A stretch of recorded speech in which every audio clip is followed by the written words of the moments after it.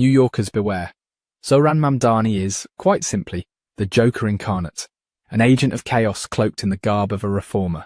If you're skeptical, I urge you to revisit the iconic 1989 Batman film where Michael Keaton's stoic Batman faces off against Jack Nicholson's unforgettable Joker. In that cinematic masterpiece, the Joker doesn't just terrorize Gotham with brute force, he seduces its people with the promise of free handouts, luring unsuspecting citizens into his trap by showering them with cash and gifts. The city, blinded by greed and hope, teeters on the edge of destruction, all at the hands of a villain who understands that generosity can be the most dangerous weapon of all. Now shift your gaze to New York City, where Assemblyman Zohran Mamdani has become a household name, not for his quiet diligence, but for his bombastic proclamations. "The buses are free," he cries, echoing through the subways and streets. "Freeze the rent, tax the rich, let the city own the grocery stores." Each declaration is more dramatic than the last, a cascade of promises that seem almost theatrical in their delivery. But beneath the surface of these progressive policies, there simmers a brand of showmanship that feels eerily familiar. Look closer. Mamdani's penchant for vibrant attire, his sly, knowing smiles, the way he commands a crowd with the flair of a seasoned performer, all evoke the spirit of Gotham's infamous trickster. Yeah, entirely sane take on the Democratic nominee for mayor of New York City.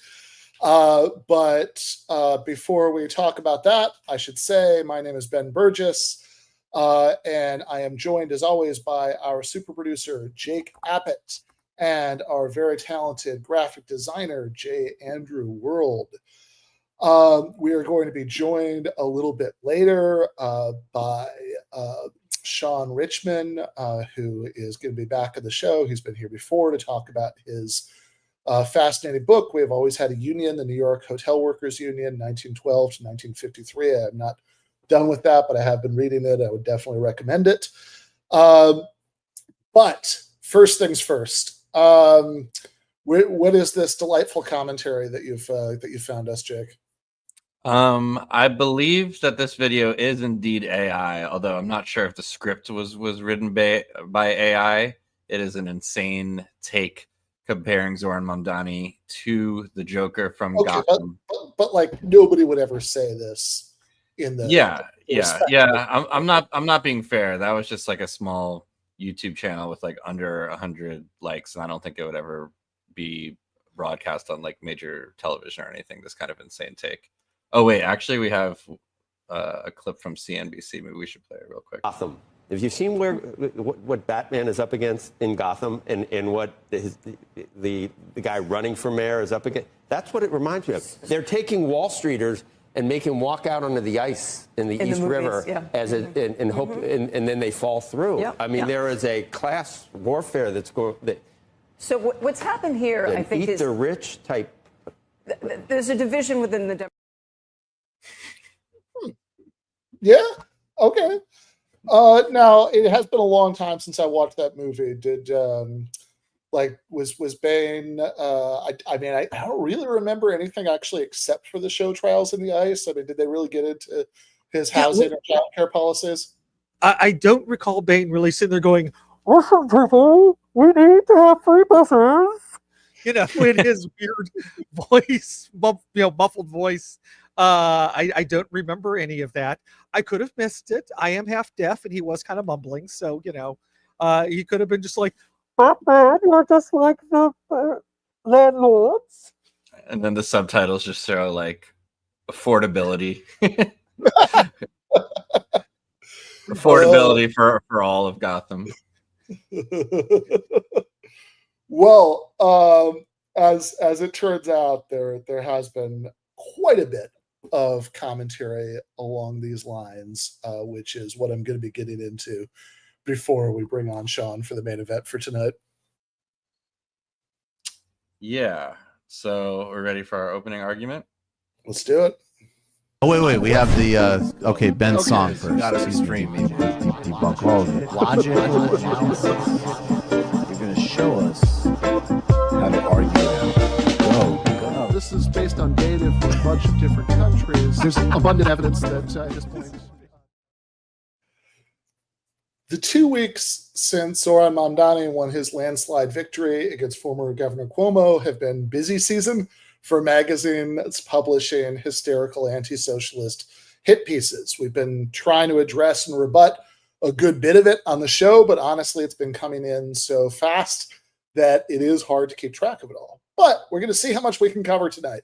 So one of my favorite examples appeared in the Wall Street Journal. It's called, and I swear I'm not making this up, "What Soviet Breadlines Vote for Zohran Mamdani?" The author, John Katzimatidis, is the owner of 2 grocery store chains, and apparently he's so terrified of competition from the public sector that he's ranting like Glenn Beck on a bad acid trip about Zohran's proposal to build a grand total of 5 municipally owned grocery stores, one each for each of the 5 boroughs, and each located in areas with the fewest and most expensive private options. This is an extraordinarily modest reform proposal. But Katzimatidis calls it radical socialism and says that if it comes to pass, it would collapse, this is a quote, "collapse our food supply, kill private industry, and drag us down a path toward the bread lines of the old Soviet Union." The same analogy was used by Megan McArdle in the Washington Post in a article with, to be fair, the far less insane headline, "Zohran Mamdani has a seriously bad idea for grocery stores."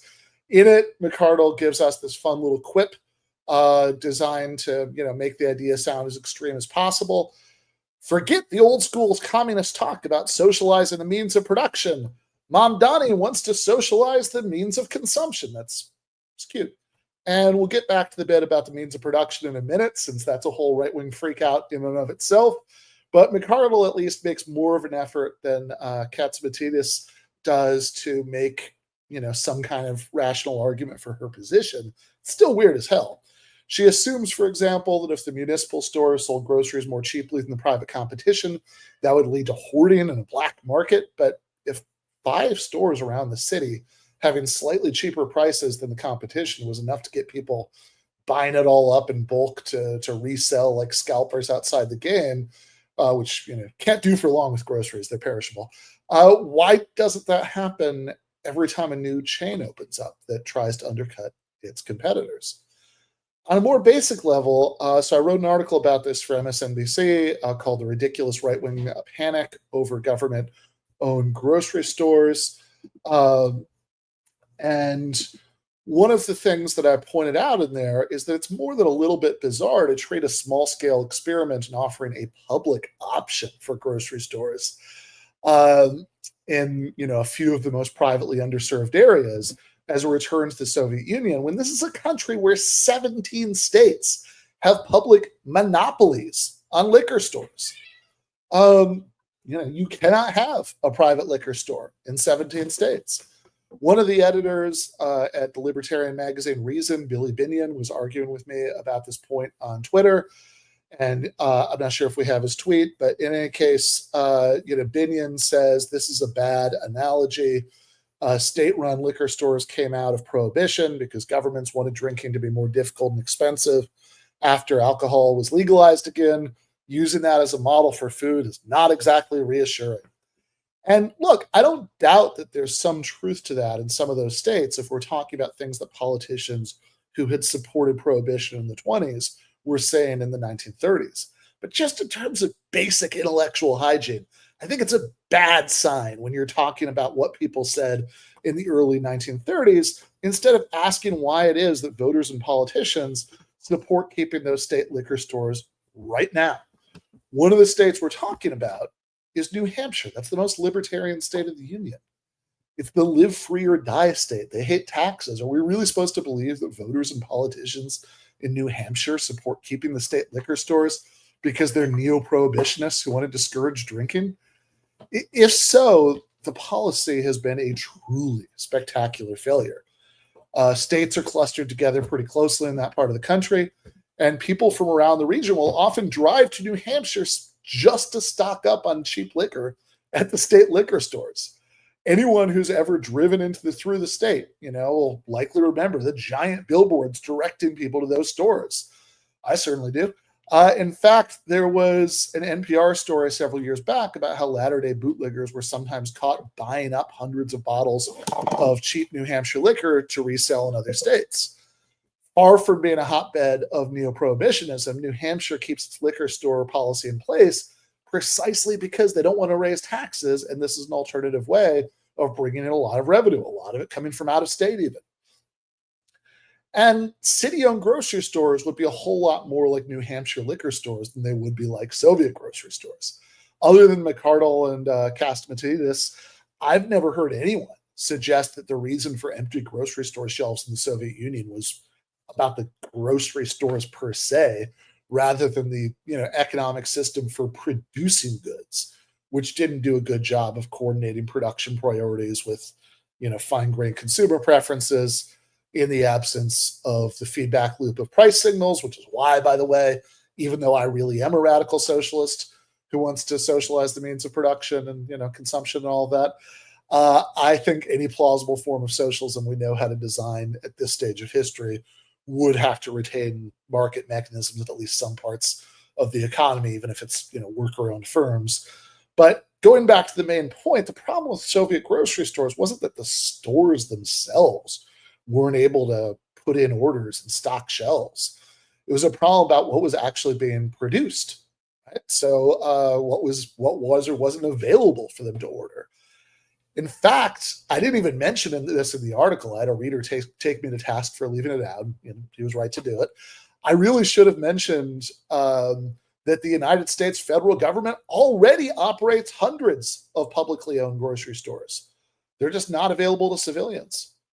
Why military commissary stores can sell groceries, no problem, to soldiers and their families, but the city of New York can't is really beyond me. What the explanation of this is in terms of free market dogma. But who knows? Maybe there is some reason, and the small scale version wouldn't work as well as the large scale Department of Defense version. Fine. Zohran is only even talking about experimenting with 5 of the damn stores. On a scale of the New York City municipal budget, that's barely registers. And if the stores can't break even and they're too much of a drain, they can be closed. So it goes. What I really can't get over, though, is the massive contradiction at the heart of all of this hysteria about the damn grocery stores. If the shelves would be empty because no public employee could ever handle the difficult logistical dance of making grocery store orders, or maybe no public employee of anything except for the Department of Defense, because apparently they can't handle it. But if that's true, right? If these were going to be like Soviet grocery stores with empty shelves, why would anyone shop there? Right? Why wouldn't they just find private stores to shop at? But if no one did shop there, how are we supposed to understand the claim in the Wall Street Journal article that Mamdani wants to replace private grocery stores with public ones? Is the problem that any city-owned grocery stores would be horrendously inefficient? Right? So they'd be like grocery stores in Leningrad in 1972? Or is the problem that they'd be so wildly successful that every God-fearing bodega owner trying to support their family would be put out of business? I really don't think either of these make a lot of sense, but at the bare minimum, you do have to choose no more than one of those. And a lot of the other criticisms in these articles make about as much sense as those two. So in Reason Magazine, for example, Liz Wolfe has an article with the "You Cannot Make This Shit Up" title, "Socialists Don't Understand Motherhood." And what she's mad about is that Zohran wants the city to offer free childcare to working mothers. Which, like, what was the gag in The Simpsons where Lisa wants to go on TV, and so, the excuse she makes up is that she's going to deliver a citizen comment opposing Proposition 305, and she doesn't actually know what Proposition 305 is. The guy says, "You're against discount bus passes for war widows?" But, let's see if Wolf can make a case that those stupid mooching working mothers shouldn't get daycare for their kids. What's her argument? You ready for it? She says, and I quote, "Mamdani and all others who advocate universal publicly funded childcare mistake the needs that mothers actually have, the things they say they want, the types of childcare arrangements they favor, assuming that all parents want the state to sublimate their roles. Socialists pretend they want to support mothers and motherhood, but they don't understand what type of help mothers need at all, end quote. Wow. What's the evidence for that? Well, wait for it. Here is the beginning of her very next paragraph. She writes, in 2022, the think tank Institute for Family Studies asked mothers of children under 18 what their ideal situation would be in terms of time spent with kids versus working. They found that 42% of mothers wanted to work full-time, 32% had an ideal of part-time work, and 22% would choose no paid work at all. Got that? 74% of mothers and minors say that in their ideal situation, they would be working at least part-time, right? And yeah, look, I know stay-at-home dads exist, extended and or non-traditional family arrangements exist, all that stuff exists, but, you know, living in the real world about this sounds like most mothers of children under 18 in their ideal situation could benefit with at least some childcare.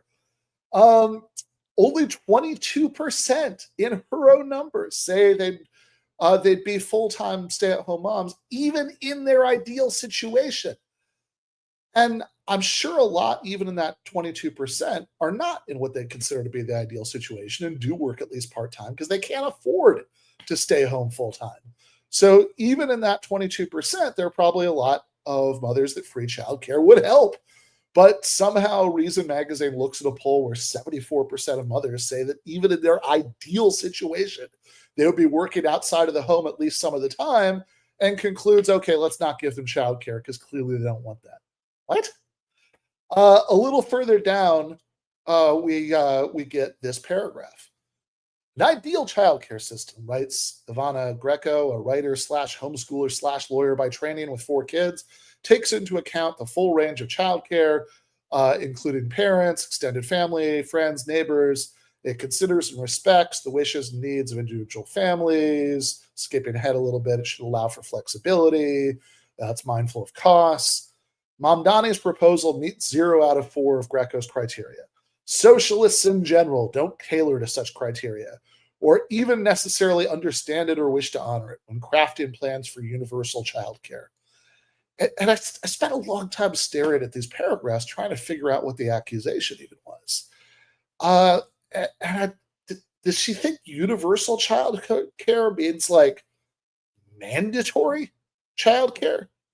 Like, you know, your child will be ripped from your arms, slapped in handcuffs, and transported to daycare against their will in an NYPD squad car? Or, I mean, because let me put your mind at ease here. If you would prefer to leave your kids with their grandparents or your neighbors, Mayor Mamdani is not going to fucking stop you. Go right ahead. This is like saying that the existence of the New York Public Library is somehow offensively inattentive to the needs of people who would prefer to shop at Barnes & Noble or borrow books from friends. The point isn't to take away any childcare option that already exists. It's to add one, right, for people who can't afford it. And, you know, or for people who, you know, or would otherwise, you know, be adding to their burdens that, you know, that they have to pay, you know, even if they have nice middle-class jobs, right? It's a huge expense. And then Wolf goes on and on about how amazing it is to be a stay-at-home mom for the next couple of paragraphs. But again, who's stopping you? The fact that municipal childcare would be available if you wanted it no more means you can't stay home with your kids than the public school existing means you're not allowed to homeschool. Or public parks with benches where you could sit outdoors for free existing means you aren't allowed to spend every waking moment inside. It's up to you. Then she goes on about collective farms in the Soviet Union, not having private kitchen spaces for individual families, so there was less cooking, you know, which she seems to be bringing up as a way of talking about how socialists hate families. But, you know, if we are going to talk about housing policies, which would be a different subject, all Zohran has talked about is a rent freeze for already rent-stabilized apartments, which is the kind of thing there's plenty of precedent for in recent New York history. I mean, you don't have to go back to Brezhnev. You know, literally Bill de Blasio did that. And she brings up Sophie Lewis, who's a person who writes books about, you know, abolishing the family as an institution, which I agree is extremely silly. and it's the kind of thing I've been making fun of for years, but also has literally nothing whatsoever to do with Zohran Mamdani. Usually when people try to smear him by association with some obscure radical scholar, they at least talk about his dad, Mahmoud Mamdani. But as far as I know, he's never even once mentioned this chick. So, how is this relevant? I guess when Zohran himself doesn't give you enough material for your nonsensical red baiting articles, sometimes you just need to improvise. And look, we've been talking about the Wall Street Journal, the Washington Post reason, but I do not want to let our neglect our friends at the National Review. I know we talked about their anti-Zohran articles for the last couple of weeks, so I don't want to devote a lot of time here. But there was one since then called That's Literally Communism. It's just a very brief write-up, but it's a very brief write-up of a video that's been making the rounds and has been making a lot of news. Do we have the clip? So this is, I guess, just to set this up, this is from a YDSA, right? That's the youth branch of DSA. So Young Democratic Socialists of America event in 2021. Which sent shockwaves throughout the right. They just couldn't believe they'd found this direct evidence of the horrible things that he wants to do. And to remember that our agenda is an agenda that must not be dictated by calculus, but by conviction. And what I mean by that is that the many things that we believe, some of them are already popular in this moment right now, right? If we're talking about the cancellation of student debt, if we're talking about Medicare for all, these are issues which have the groundswell of popular support across this country.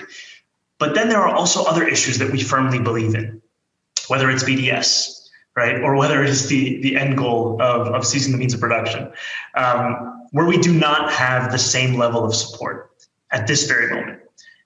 And what I want to say is that it is critical that in the way that we organize, in the way that we set up our work and our priorities, that we do not leave any one issue for the other, that we do not meet a moment and only look at what people are ready for, but that we are doing both of these things in tandem, because it is critical for us to both meet people where they're at and to also organize for what is correct and for what is right, and to ensure that over time we can bring people to that issue.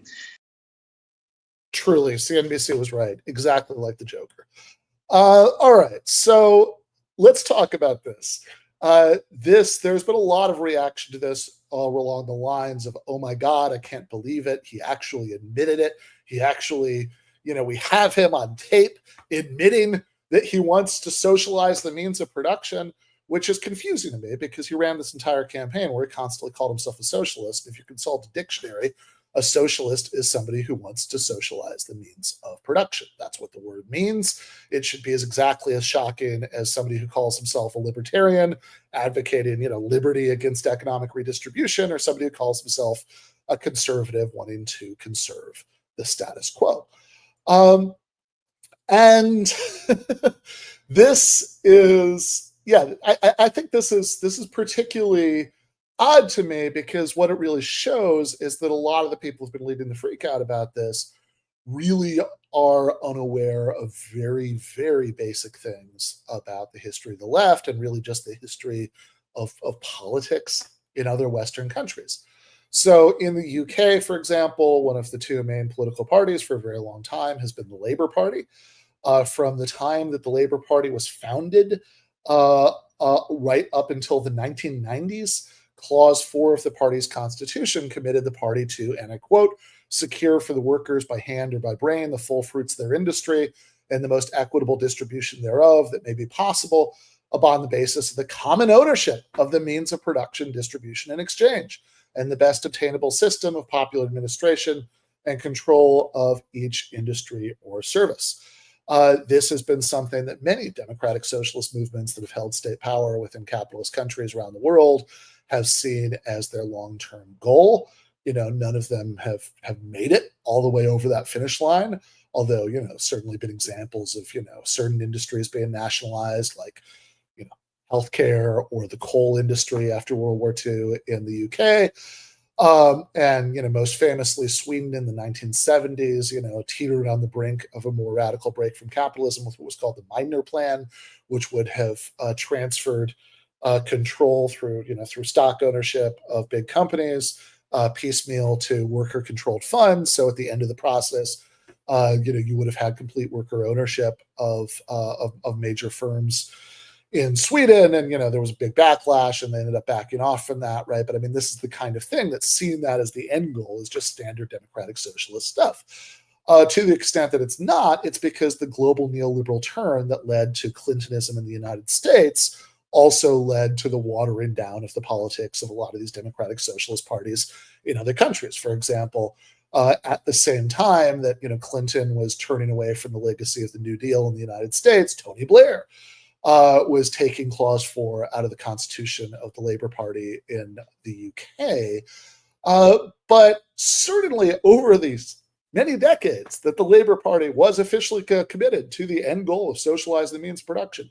A lot of mayors of cities like London and Manchester who were members of the Labour Party and believed in Clause 4, and trust me, nothing apocalyptic happened in those cities because of that. It was not, in fact, like Bane in the last Christopher Nolan Batman movie. They didn't do show trials. They didn't make anybody walk out onto the ice.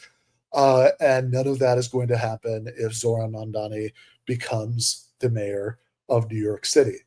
Okay, last one is the one that depresses me the most that I want to cover tonight. And that is from somebody who I think should know better than any of the people that we've been talking about, right? So, National Review's get a National Review, right? Reason's going to Reason. Wall Street Journal's going to Wall Street Journal, right? Fish got to swim, birds got to fly, right? This is how the world works. But Matt Taibbi chose to be an idiot. He didn't used to be. He wrote this thing for a Substack called Socialism Wins Its American Normandy, which on the face of it sounds good, sounds positive, right? It's the Normandy landing was a good thing, but I guess he's suggesting that there's a beachhead in a bad direction now that's been achieved. And I do just want to spend a few minutes going through this because I really find this grotesque that he's at least decided to present himself as being as stupid as he's being in this Substack. This is a guy who was a multiple-time guest on the Michael Brooks show back when he used to host a podcast for a Rolling Stone with my friend Katie Halper, right? He clearly did not have an issue with socialists at the time. And in fact, he supported Bernie Sanders' 2 runs for president, right? I mean, he was more moderate than, Michael or Katie was politically, right? I don't think he'd ever called himself a socialist, but the kinds of things he says here, he never would have said. So, started at the beginning. Let's take a look. Okay, I think these are out of order. That's not anybody's fault. That's just the StreamYard. StreamYard just did a big update, and they made it much harder to made it much harder to rearrange things. I assume that they'll fix it in time. But in any case, so it's okay. We can just go we can just do this here. Let me just take a second.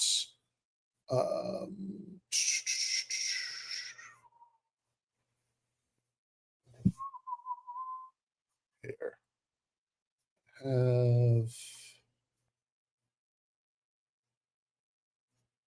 Where's this?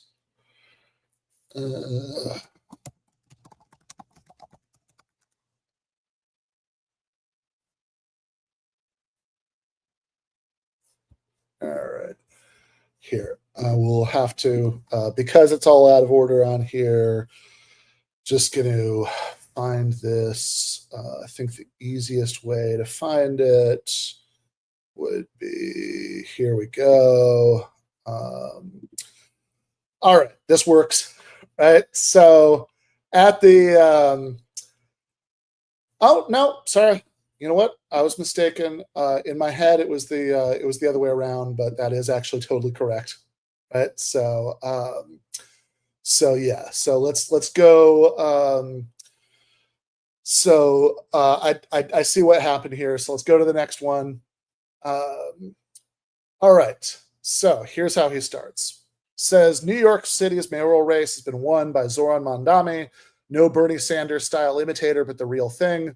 Son of a famed socialist scholar and Marvel superhero to every Jacobin reading, keffiyeh wearing student activist, huddled in Judean People's Front style confabs between bell hooks readings and visits to mom and dad on the Upper East Side. So we are coming in strong with the cardboard cutout socialist straw men. But we haven't really heard why this is bad yet. Let's keep going. So it says, in a comment like Ascent, Mamdani has become a bête noire for conservatives, many Jewish New Yorkers, and moderates, thanks to a list of controversial statements, including a quasi-defense of the phrase globalize the intifada and fairness after a gotcha question, not signing a state assembly resolution recognizing the Holocaust, and leading efforts to boycott Israel and slow Israeli charities. If that's your thing, feel free to flip out over those, but the true red flag is Mamdani's economic platform. And this, to me, is worth lingering on just for a second, because if anything, this feels like the most dishonest part of the whole thing. So Mamdani is being constantly smeared as being an anti-Semite or a pro-terrorist because he says that he doesn't believe in ethno-states. He thinks every state should be a state based on equal rights, and he's spoken out against the atrocities committed in Gaza by the IDF. Matt Taibbi obviously knows that that's all nonsense, and he can't quite bring himself to repeat it, but he can't bring himself to admit that these are smears either. So he just kind of says, yeah, fine, I don't really care about that. Let's talk about economics. And sure, I'll talk about the economics, but it is extremely gross, and it is worth saying. Let's keep going. So that economic platform, he says, is a yummy poo-poo platter of rent freezes, free bus rides, free childcare, and subsidized city-owned grocery stores. And this is really amazing, because if you remember, again, Matt Taibbi supported both of Bernie's runs for president. Right? This is exactly the kind of thing that Bernie Sanders was running on. Now, maybe there's a sophisticated explanation of why free universal health care is just fine, but free universal child care is, utopian nonsense that could only be advocated by keffiyeh wearing, Jacobin reading, student socialists. But he certainly doesn't give us that explanation. Let's keep going. So he says that this is okay. Sorry, we got a little. I don't know. I'm not quite sure what happened there. All right. So backing up, right? He says that. He says that this plan for free, for not even free, for city-owned grocery stores will clamp down on those evil bodega owners and private supermarkets that force overpriced Fritos and soda on the poor. And he's not even really trying here. Why exactly would it involve clamping down? We don't know, right? I mean, clamping down suggests that the existence of 5 city-owned grocery stores would somehow drive all these bodegas he's worried about out of business. That implies that they would be extremely efficient. And he gives us no reason to think that, at least in the body of the Substack.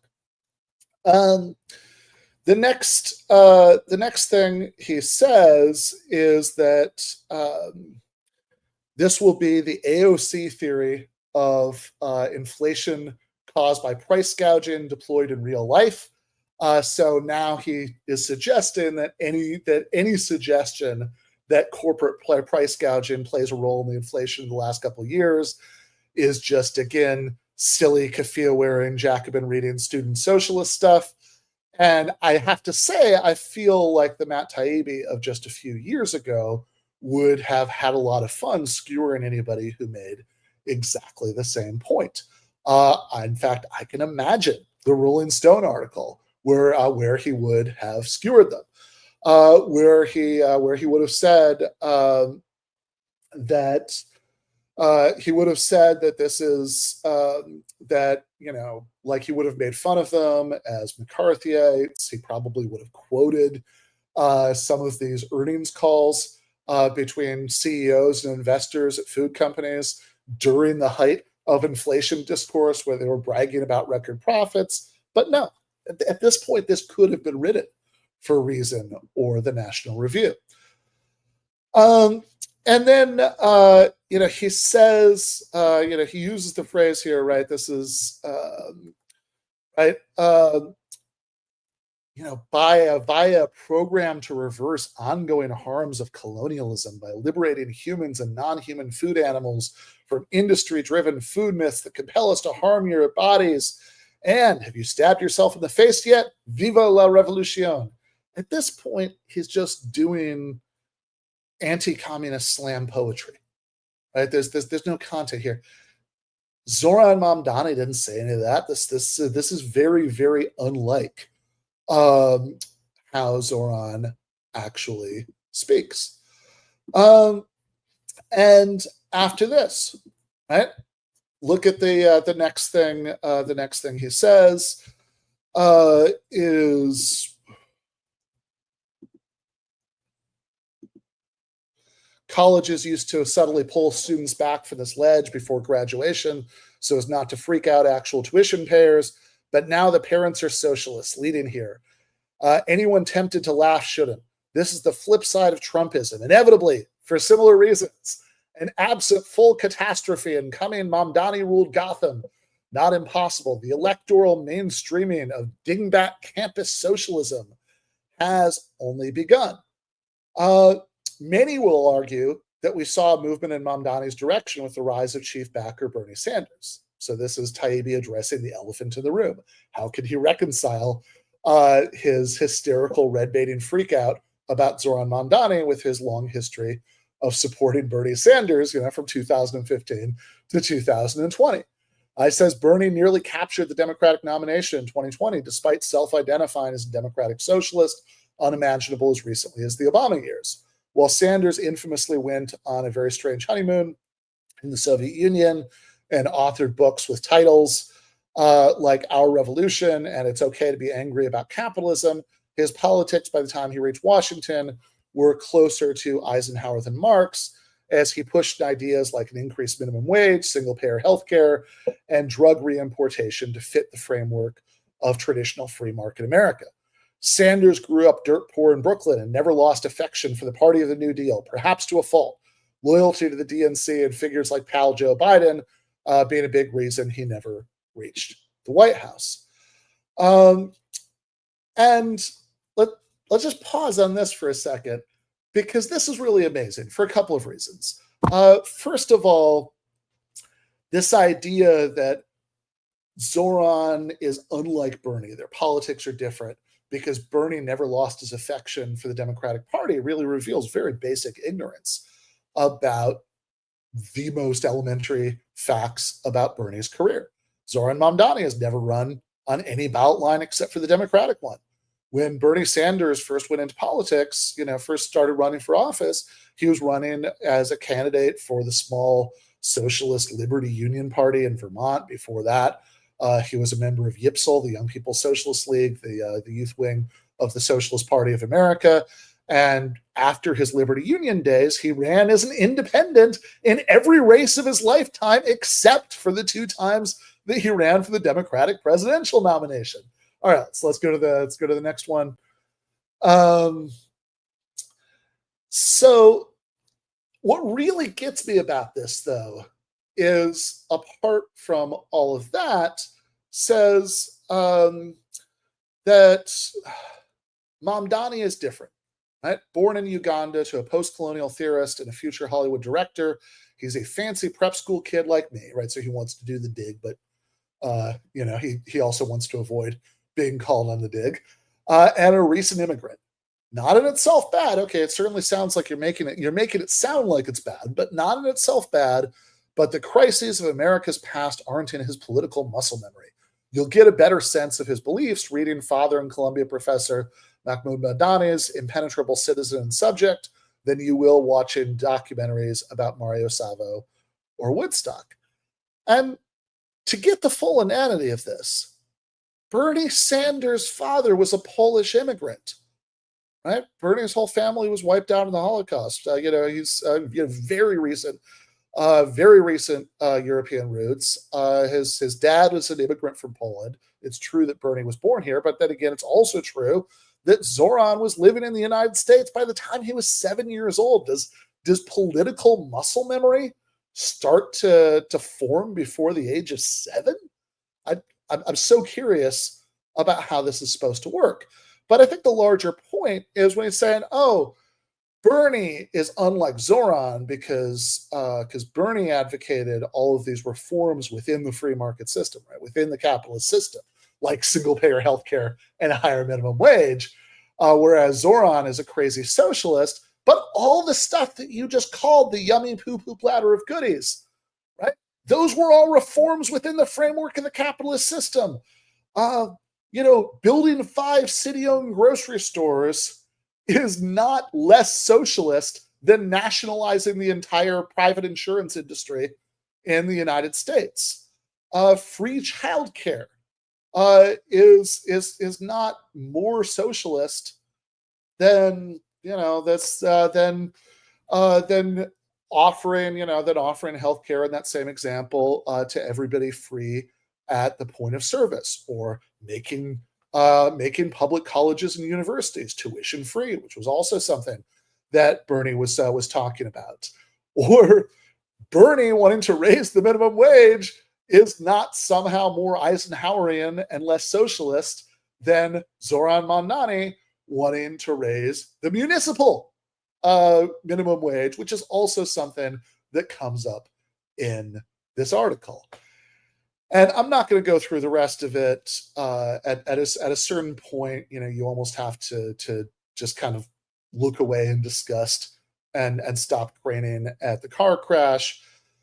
But again, what gets me about this is actually, Matt Taibbi several years ago wrote a book called Hate Inc., which was a media critique book.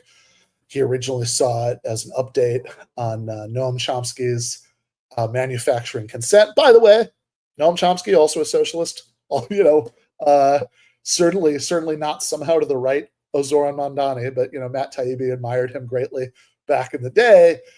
And in there's a line where he's talking about why one of the media figures on the cover is Rachel Maddow.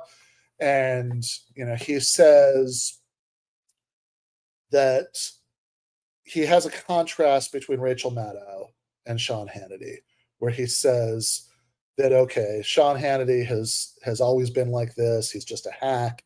Whereas, Rachel Maddow was smart. She chose to become a partisan hack. And that passage in Hate Inc. has been going through my head since I saw this Substack. Because, again, Matt Taibbi clearly knew better, right?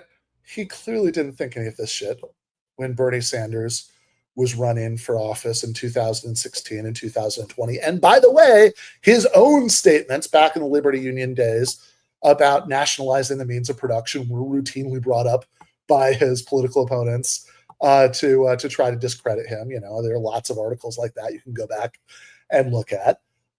He clearly didn't think any of this stuff when he was hanging out, on the Michael Brooks show. He clearly didn't think any of this stuff while he was co-hosting a show with Katie Alper, for God's sake. And if there's some great political revelation that he's had since then, where there's some actual intellectual nutrition to this shift, it is pretty amazing that he hasn't chosen to share it with us. Instead, he's trying to square the circle and explain why Bernie and Zohran are so different. And honestly, I guess I'll just leave it here. The whole thing just makes me incredibly sad because it is so clearly a choice. And to lightly paraphrase the film Tropic Thunder, you never go full reactionary. And that is what Matt Taibbi seems to have decided to do.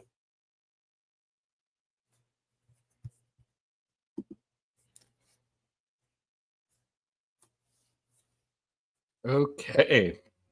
So now that we have fully excoriated former sane person, Matt Taibbi, are we ready to bring on our guest?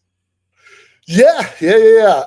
So we have labor scholar, author, and my friend Shaun Richman, who has a very interesting book that I have been reading called "We Always Had a Union," the New York Hotel Workers Union, 1913 to 1953. Thanks for your patience. And thank you so much for coming on, Shaun. Thanks for having me back. Yeah, so this is really cool. I think oftentimes people think about the history of the labor movement in the United States, and for understandable reasons, they think about, manufacturing, maybe they think about, extraction, right? Mining, right? That this is, because obviously these are sites of a lot of important parts of labor history, and it sort of goes with the stereotypes of how people think about this. And then when you think about unionism and the service industry, right, you tend to think of much more recent developments, right? But that in itself, right, before we even get into the politics of it, that makes this interesting. That this is such a this hotel union, right, was such a site of labor militancy over the course of these decades. Yeah, I mean, there's a masculinist bias that has almost disappeared this story, and the union that I write about spends half the book independent, half the book within the latter half within the American Federation of Labor. And so, just within the American Federation of Labor, the Hotel and Restaurant Employees Union, today's Unite Here, I was really blown away to figure out that it has always been one of the largest affiliates of the Federation. Really, it was just the period of Prohibition that was the exception.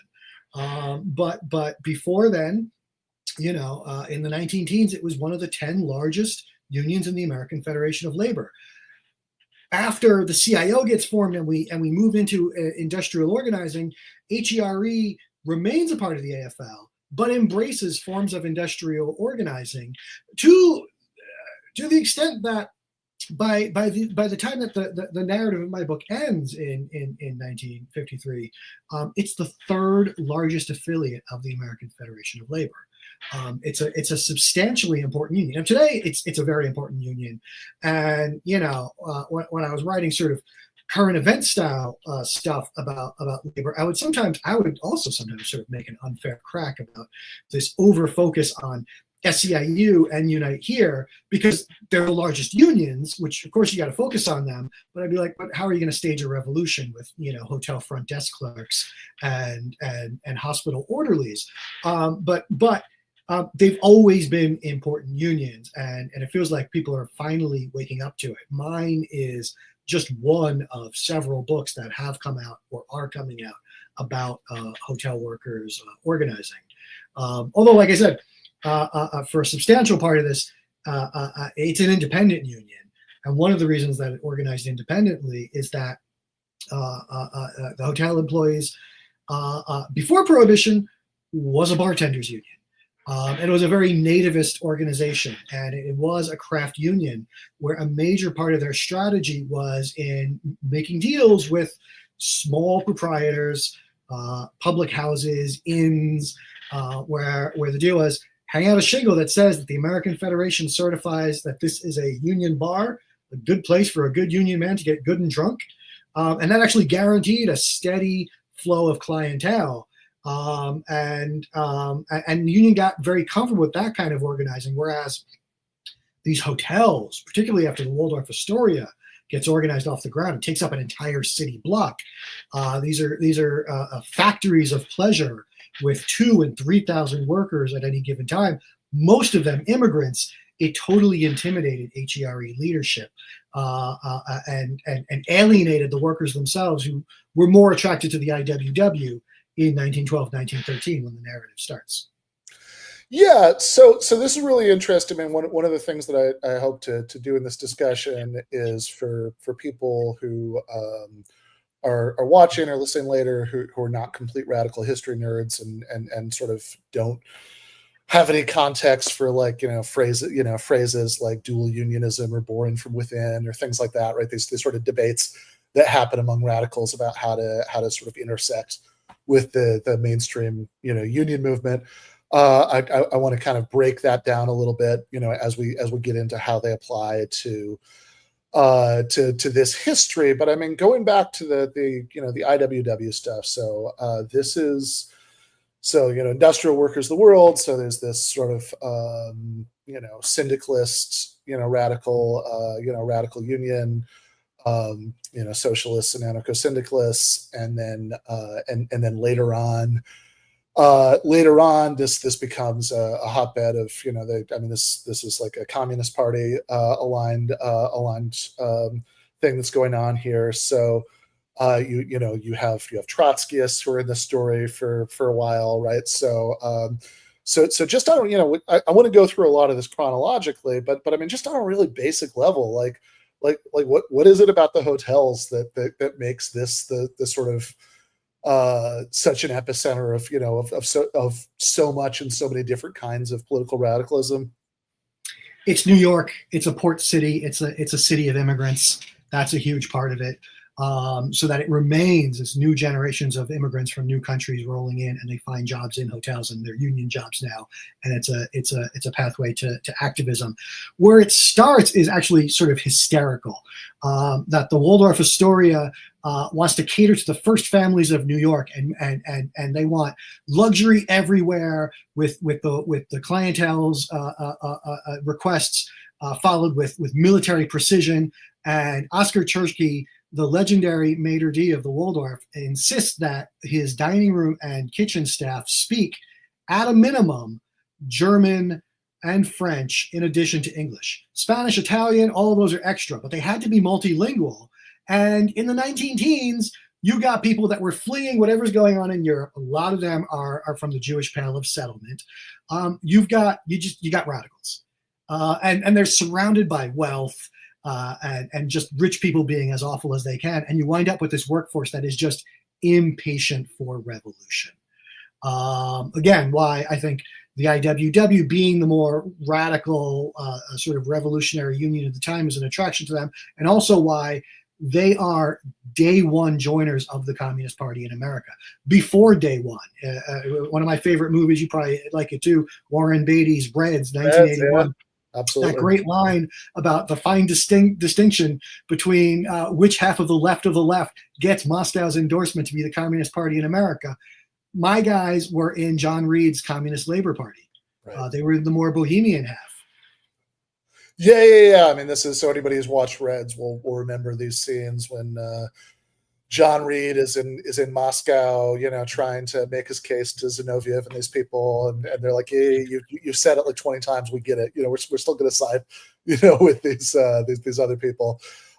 Yeah, right. Okay, so let's let's get into that, but let's start with where the book starts. This is the first chapter is the unsafest proposition in the world, 1912 to 1913. So what is the unsafest proposition in the world? Well, it's one of my favorite quotes, but it's an example of how the workers lost their patience with the IWW. So they go on a strike in around May of 1912, totally independently, with fairly conservative leadership that had more of a vision of almost lobbying the state legislature for new laws on tipping and withholding of wages and fines and things like that. They wind up going on strike because a couple of waiters get fired for marching on May Day by the Belmont Hotel and then the Plaza Hotel, and the strike spreads, and it's a cause célèbre in the city. This is page one news in the New York Times and other places. Rose Pastor Stokes who it's hard to find a modern analogy for who this woman was. She was a millionaire socialist. Her net worth would probably put her in the billionaire category today. Socialist Party executive board member, major speaker. She winds up leading the strike, mainly because she's trying to spread it to the chambermaids, the room attendants. But the strike fails largely because it's based in the dining rooms. It's a very seasonal workforce, and right around when people start dressing like this, there's no more fancy banquets, and everybody gets laid off anyway. So they spend the summer of 1912 preparing for a new strike. And at some point, the workers get impatient, and the Italians among them in the kitchens in particular call in the IWW. And Elizabeth Gurley Flynn, the rebel girl, winds up running the strike. And she writes about this in her memoir. She self-effaces that. She was like, really, they wanted Carlo Tresca and Joseph Ettore. They wanted the famous Italian major organizers of the IWW. But the strike starts around New Year's Day. And it's not really a 1 day longer, 1 day stronger kind of strike. It's a hit and miss. It's workers will walk out after the soup gets served at dinner, and then maybe they'd come back for lunch, and then they'd walk out again at dinner. They'd leave the bosses guessing, and it was very chaotic for the employers. And it's building up attention in the city so that when Joseph Ettore, who's in Lawrence, Massachusetts for the Bread and Roses strike, cleaning up a mess over there, because no gods, no masters. It's a whole other story, but he has to clean that mess up. He comes down to New York, and there's this rally at a hall that can hold 1,500 people. They have to do it in sessions. They have to do it like every hour and a half, clear out the hall and get in a bunch of people. But every newspaper, and there's like 20 of them, every newspaper has a reporter in this hall, and they're waiting for Joseph Ettore to make his comments. And he does a long speech, but the only part that's remembered of it at some point is he says, clear the halls. Like, if the bosses make you return to work in unsatisfactory conditions, then they should consider it the unsafest proposition in the world to eat food prepared by your members' hands. Now, there was a lot of talk of sabotage in the course of this strike, and the talk of sabotage was mostly playful. Substituting sugar for salt. I've got a great story I found there where some waiters were throwing fistfuls of asafoetida into the upholstery. Asafoetida is a spice that's very common in Indian food, where one pinch can replace an entire onion. Fetid is actually the root word that you're hearing there, but playful. But the New York Times, which has had the same editorial standards then as now, read this as a threat of poisoning and murder, and the strike just lost all of its middle class support and didn't last a few more weeks after that. At that point, the workers, it was over for them, and this is more the next chapter, but they realized they liked a lot of the principles of the IW. One big union, wall to wall, everybody together. If everybody walks out together. Of a union that didn't really care about citizenship, didn't speak to that it was about, your status as a worker more than the papers that you carried in your pocket, right? There's a lot of romantic stuff about the Wobblies that they were attracted to as well, but they didn't like the Wobblies as chaos agents. And Ettore's speech soured them on chaos for the sake of chaos. So they started to rebuild something new. They started to forge their own path. You're on mute. All right. Sorry about that. So I was saying that that brings us to the next chapter. So this is chapter 2, Bolsheviki methods, 1913 to 18. So at this point, there are a few different unions in the mix. Yeah. I my background here is I was a union organizer. I also worked for this union. I worked for Local 6 of HERE. So, one of the things that I can do is I can read these archives from more than 100 years ago, and I can I can parse out, like, this is what they mean by this. And a lot of histories will sort of focus on the highlights. This happened, then this happened. And so the idea of, like, there was a union in 1912, and they briefly affiliated with the YWW in 1913, and then there's not a union again until 1918, except there's organizing going on that entire period. And so I wanted to figure out as much as possible of what was going on there. What was going on there is the workers were talking to each other. They had been tripping over each other. Many of them had been on the picket lines together, but they were sort of trying individual strategies. There's this guy Cesar Lasare, who was a cook. He actually had been an officer of the Cooks Local of HERE. He left because he was frustrated by the whole nationalism, nativism thing, and he tries to organize a cooks union. And he launches a strike against the Horn and Hardart automat chain, which is also a whole other thing you can go on. Behind the wall, you don't actually see any people. You put in a coin, you pull a slot. There's your I've seen old movies. Yeah, well, there were workers behind there, and he was trying to organize them. He led a strike. There were other groups that were trying to organize in the private lunch rooms, the exclusive, the Wall Street Club and the Yale Club and places like that. And it takes them a couple years to cohere into one organization, which they do around 1917. They're getting ready to go on this strike. And one thing they're contending with is there's a war on. The U.S. isn't in it right away, but it's pretty clear the U.S. is going to be in it, and that the government's going to use the war as an excuse to crack down on any kind of dissent.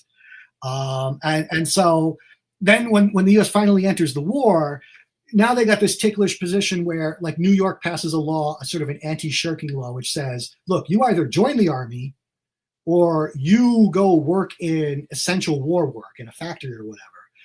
And it's like, well, does preparing food count? Maybe, but refusing to prepare food certainly does not. Right. So it's like they could get arrested, they could get conscripted if they went on strike.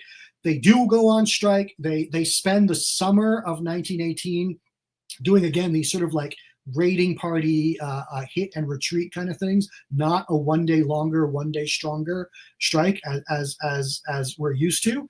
And I think two things are going on here. One, they're waiting for the war to end, because they do radically expand the strike the day after armistice is announced, the day before Armistice Day. But two, I think that they had uneven support in the hotels. And so they were basing where they struck partly on a little bit of corporate targeting. They saw a few chains where they're like, we're going to go after the Lucius Boomer's hotels because he's a decision maker. They went where they had strength. And then in other places where they had, let's say, less than a majority of support, they did a lot of passing in the hat for the strike fund, to the extent where they actually walked out of this strike with a nest egg. They walked out of it with tens of thousands of dollars in unspent monies that they used to invest in their union, get a union hall, and all this other stuff. That union changes its name a lot, which is why it seems like there's so many unions in that chapter. But it after 1918, the bosses do a round of captive audience meetings that intimidate the non-dining room staff. It intimidates the women in the housekeeping and the front desk and the laundry rooms. And they decide, we're a food workers union. And they become a union called the Amalgamated Food Workers, which is a real missing link in labor history, because it's one of the most substantial independent unions that lasted the entire 1920s decade into the mid-1930s. Fluctuates between 10 and 20,000 members at any given time, and has achieves a degree of union recognition from the bosses, where that they're adhering to a little bit of IWW principle, that they don't want contracts because a contract is timed and generally has a clause that says you can't strike until the contract expires, and they love the idea of walking out in the middle of dinner. And so they want to preserve that by no contract, but they do force a lot of the shops, including like the Plaza Hotel, to exclusively hire waiters and cooks from their hiring hall. And that's how they achieve union standards. Hire our guys, the wage is $15 a week, and that's a union shop, and we maybe won't go on strike as long as you behave yourself. Yeah, so this is which is so funny to to think about, right? Because it's so distant, from anything that that we're familiar with now. But I do want to get into the communism of it all, right? So so chapter 3 is called Practical Trade Union Tactics, right? So this is post World War I, getting into the early 1920s. And you talk like at the beginning of the chapter about people like union organizers getting advice from William Z. Foster, who if you know a little bit of radical history, was the sort of one of the most important early leaders of the Communist Party, and relevantly for our context was kind of the early Communist Party's preeminent labor expert. So tell me about what's going on in these years, from like after World War I going into the mid-20s. Yeah, I think the 1920s are woefully understudied. We tend to focus a lot. Lately, labor history is focusing a lot on the 1970s and the late 1980s. But as we tell labor's great upsurge story, we tend to focus on the 1930s because of the sit-down strikes and all this inspirational stuff. The 20s, I find more inspirational, because they feel a lot more like today in terms of union power vis-a-vis the bosses. And therefore, it's more inspirational because if you imagine 2025, like put yourself in 1925, it's like, okay, well, the strike wave we're not that far from it. What are we doing today to build towards it? And Foster is actually a very significant figure in the history of this union and in this book. And before he's a leader of the Communist Party, he is he's the first modern trade union organizer. He runs a major one of the most successful organizing campaigns in the stockyards in Chicago, and he organizes the steel strike of 1919, which is a failure, but a spectacular one. It's the largest single strike in U.S. history up to that point. And he's doing this under the auspices of the American Federation of Labor. He's doing this instead of IWW style, forming a new pure independent union. He's like, no, that's not how they did it in France. We're going to join the AFL. I'm going to get a card in the Railroad Carmen's Union, and we're not going to try to force unions into merging. We're going to get them to cooperate on a campaign. So the Stockyards Labor Council, for example, was an umbrella of I think 16 international unions. Anybody who had a credible claim to represent a single worker, if the electricians union said, "Look, there's 3 guys that hang light bulbs in that plant, they're yours," and they get the dues. But the principle was that the Labor Council gets the contract, and the Labor Council gets to call the strikes, so that there is one big union, but the craft unions are dealt in. It's successful in stockyards. In steel, it's a bad timing. 1919, the war's over. There's a recession anyway, so the strike doesn't have as much effect. But he does this under this office of the AFL, and he is for a time potentially heir apparent to Sam Gompers. And Gompers takes a real shine to him until they break over the steel strike. Now, the idea of go into the AFL winds up getting endorsed by none other than Vladimir Lenin, who, after the dust settles from Russia's civil war and from the revolution, he writes this really his best work, I think, called Left-Wing Communism and Infantile Disorder. Yeah. The thing about Lenin is he's very didactic, even when he disagrees with himself, right? He writes in 1907, he might disagree with himself by 1917. You put him into argument with himself and you don't know where to go. But in 1921, he's arguing to an audience of people who are now self-styled Bolsheviks and are trying to be like more left-wing than Lenin. And he's just, the subtitle of the book could be "Hey Dipshit." And it's just like, "Hey Dipshit, don't do that." It's like, we're boycotting elections in Denmark or whatever. It's like, well, why would you do that? The workers are voting in the election, And in America, he's like, oh, and doesn't Sam Gompers thank you for abandoning the AFL so that he doesn't face any serious opposition for re-election? Foster reads this and he's vindicated because he's getting made fun of by the left, who they disparage him as EZ Foster instead of WZ Foster. So he travels to Moscow.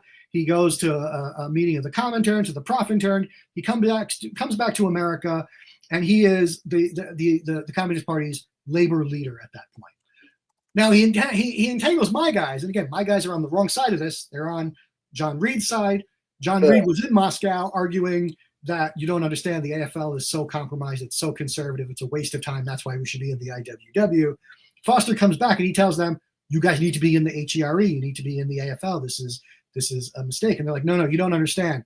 The AFL in this city, the hotel employees, they have 23 members. They're all bartenders. We have 10,000. We're the union.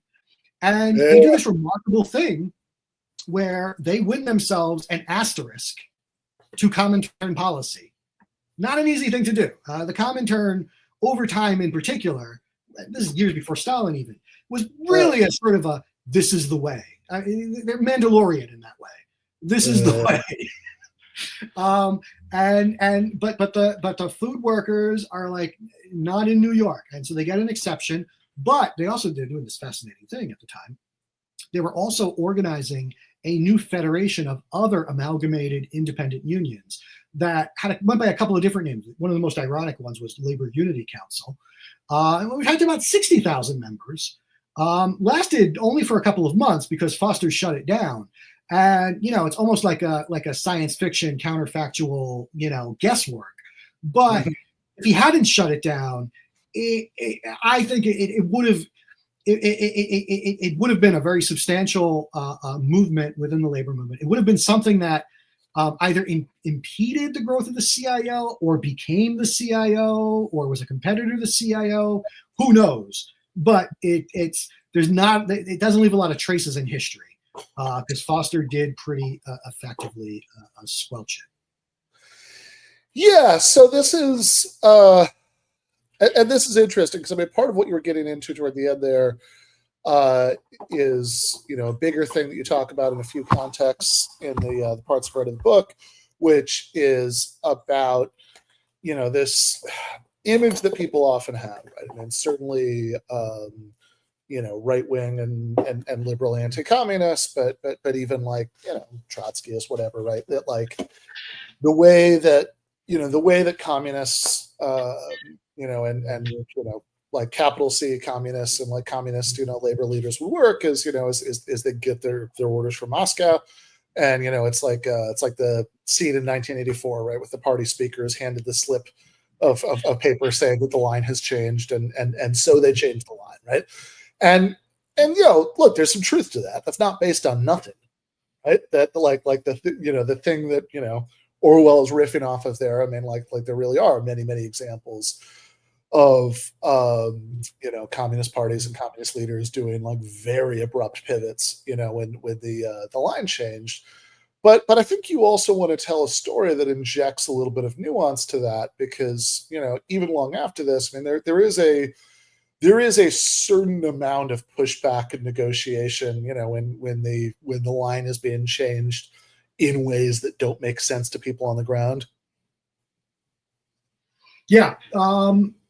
So there are three times in the 1920s that the Comintern line changes, and it has direct impact on this union, which in and of itself is fascinating because in orthodox history of American communism, the literature basically says that the Communist Party did not have much influence in labor in the 1920s, that its influence came with the CIO, with all these activists getting hired on as staff in the CIO. And that in the 1920s, the influence was largely limited to the garment industry in New York and Chicago, which is largely true, except that because of this masculinist bias, people ignored this food workers union that was quietly the most substantial output of communist influence in the labor movement in the 1920s. So three major twists and turns. The first one is Foster coming back to America and saying, going to the AFL, and their successful fight over that, although the Labor Unity Council gets shut down. The second time, and this is really interesting, although obscure, Lorism is the first coded heresy, the first Aesopian term of you have now run afoul of the party for reasons you don't even understand. It was sort of a stand-in for Trotskyism, right? Trotsky is on the outs in Moscow. Nobody in the rest of the world is allowed to know it, and you can't speak ill of Trotsky yet because he's the great revolutionary hero. But this guy, Ludwig Lohr, who's a friend of Trotsky's, because when Trotsky was briefly living in the Bronx, people forget that he was a New Yorker for a while, could have been mayor. There's actually there's actually a book about that I remember from several years ago, I think, called Trotsky in New York. Which is a fascinating counterfactual there. The timeline where the Russian Revolution didn't happen when it did, and he just stayed. He was preparing to stay, right? He was preparing to stay. He was like, shit, I guess I got to join the Socialist Party with all these dentists. And he was trying to find a home, and he and Ludwig Lohr were sort of simpatico about like how to pull the Socialist Party to the left. Ludwig Lohr also helped him get writing gigs, which is important for paying the rent in the Bronx. And they remained friends, and they remained privately corresponding, which made Ludwig Lohr this incredible threat. Lohr also practiced a kind of independent streak that he had a newspaper for German language workers, where he was critical of the party line occasionally, particularly around the 1924 presidential election. And he was an activist in the Amalgamated Food Workers Union. The AFW, when they had union rallies, they would have speakers in each of the key languages, and he was the German speaker. And so when the party turns on Lohr and makes Lohrism the new thought crime, there are members of the AFW who go, that's it. This is entirely too many isms. We're out. And this especially because it's really unclear what the heresy of Lohrism is supposed to consist of. It's absolutely, it still is to this day. Ultimately they were mad that like he was right about them running an independent ticket in 1924 before they had decided to run an independent ticket. He was against endorsing La Follette. So his crime was being right before the Comintern and publishing his thoughts outside of party circles. And being friends with Trotsky, but they couldn't even say that at that point because Trotsky hadn't even been like... And nobody even knew that was actually what it was about. He was like on the outs within the Politburo, but like very privately. Very privately. And Lohr probably didn't even know it, is the irony of it. They just need to destroy Lohr's credibility before he could say, can you believe what they're doing to Trotsky? But Lohr is an important member of the AFW, and people are outraged and offended on his behalf. And this guy, Paul Kulcher, who fought in the 1905 revolution, got expelled from the country along with Trotsky, winds up in Zurich, winds up waiting tables in Manhattan. He quits. And at the time that he does, ironically, the title of that second chapter, Bolsheviki Methods, is taken from this HERE organizer who's skulking around the union headquarters, spying on them because he's like, they're doing this all wrong. He's like a centrist union organizer. He's like, no, they just need like a more practical, responsible union, and I think we can organize them. Because he also was a waiter at the Waldorf at one point, so he knew what he was talking about. So he happens to be in town organizing the cooks on a very top-down, boss-friendly campaign that fails, but he hands Paul Kulcher a charter to HERE Local 16. And Kulcher competes with the AFW for a couple of weeks. The AFW chastens itself. They drop all of the factionalism from their newspaper. They have this very funny editorial with like, look, within this union there are anarchists, there are socialists, there are pure and simple trade unionists. We're just going to focus on the union from here on out.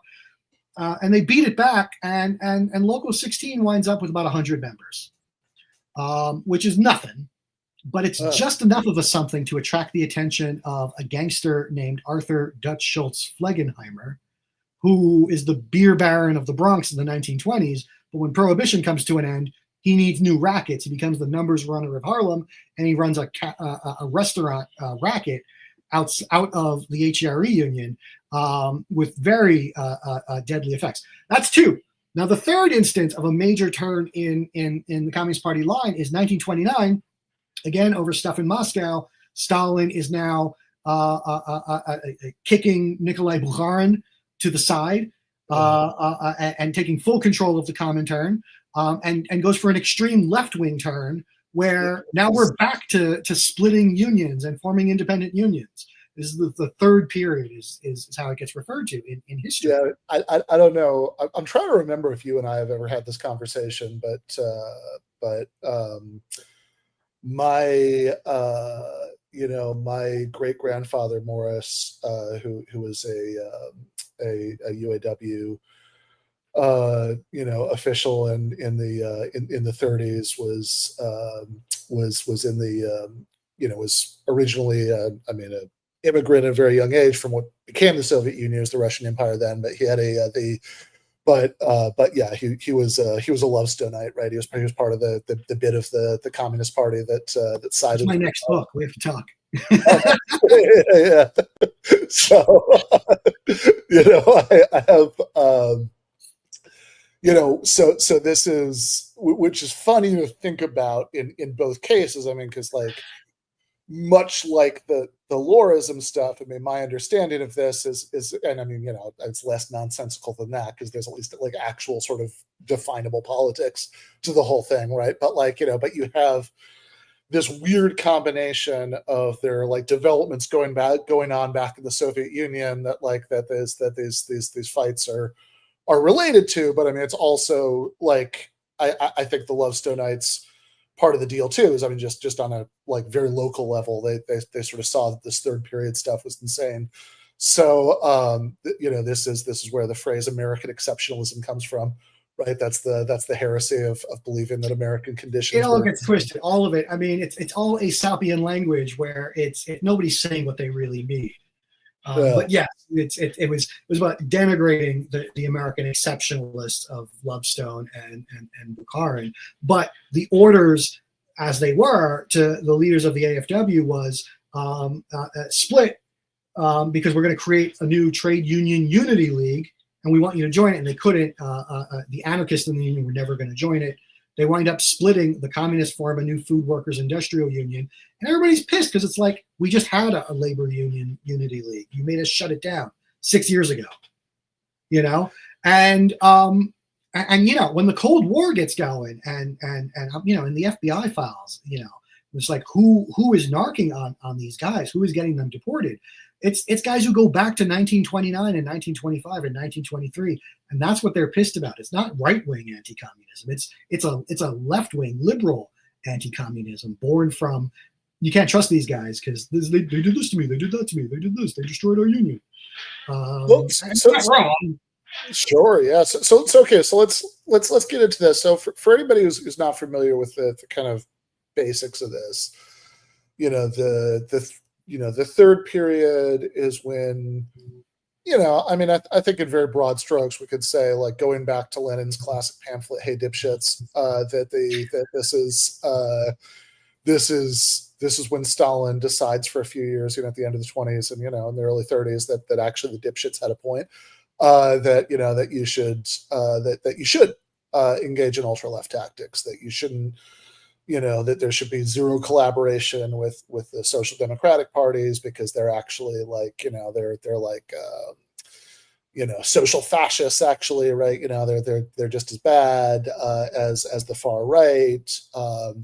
That you should be like splitting off and doing your own thing in every case, right? I mean, so this is roughly what the third period is.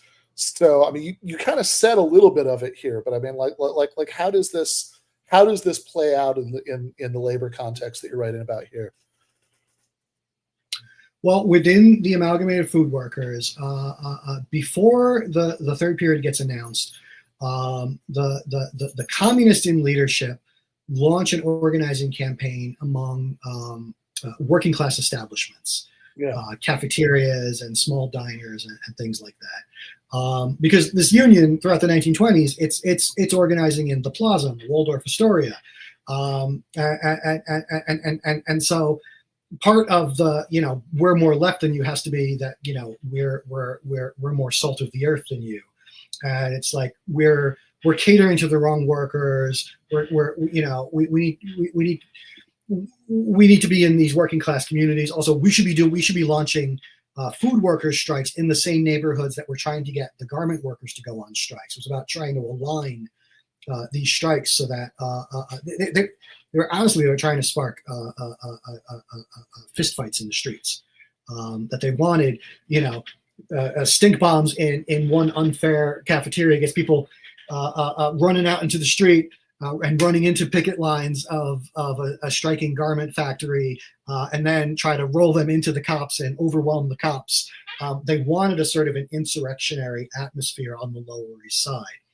And that's as the Amalgamated Food Workers Union. Then leading up to leadership elections at the end of the year, it's unspoken, although it's this remarkable thing. The archives here are that they publish a newspaper about twice a month.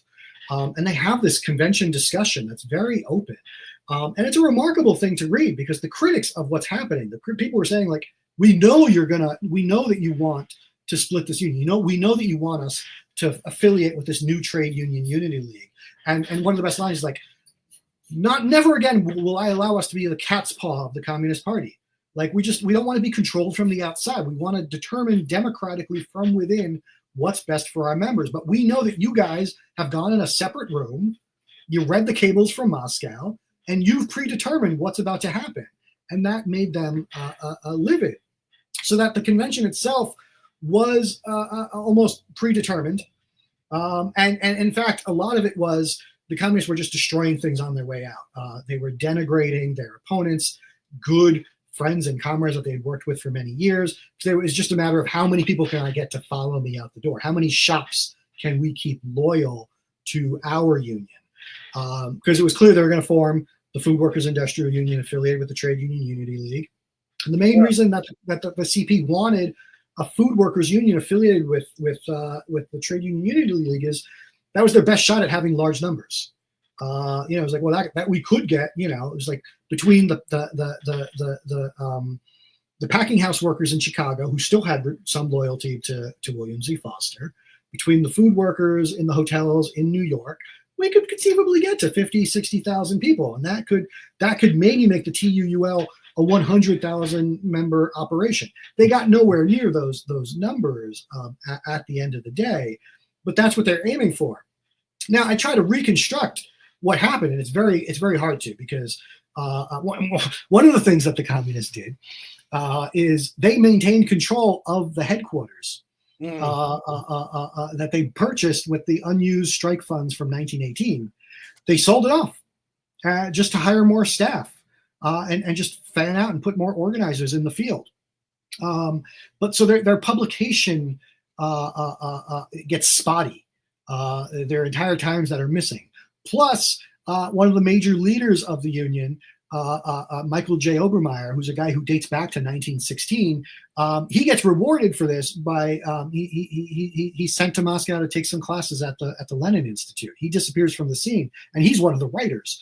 Now, one of the things I got to say that I'll say in its favor is that boring from within, which is the sort of the stock phrase that you alluded to earlier. The idea of go join the AFL and fight your way into leadership in the AFL. Mm-hmm. One of the things that wound up doing is it wound up sort of emphasizing activism in places that maybe didn't make strategic sense. So this guy, Jay Rubin, who was an upholsterer, became a business agent of Upholsterers Union Local 70 whatever in New York City. Again, the revolutionary potential there is massive, obviously. So he's kind of squandered. He just, he's attending Central Trades Labor Council meetings, and turns out to be this massively talented guy. Once they form the TUUL, he's assigned to go work on the Passaic textile strike. And he acquits himself nicely. And they just keep sending him on new assignments where he does really well at inspiring the workers, at cohering organizing committee, and really good at negotiating the best settlement he can with the bosses, to the point where he becomes the national secretary of the Food Workers Industrial Union. And he becomes the founding president of the New York Hotel Trades Council, which is the union that still exists to this day. He leads that union until 1979. He's a very significant figure in the labor movement.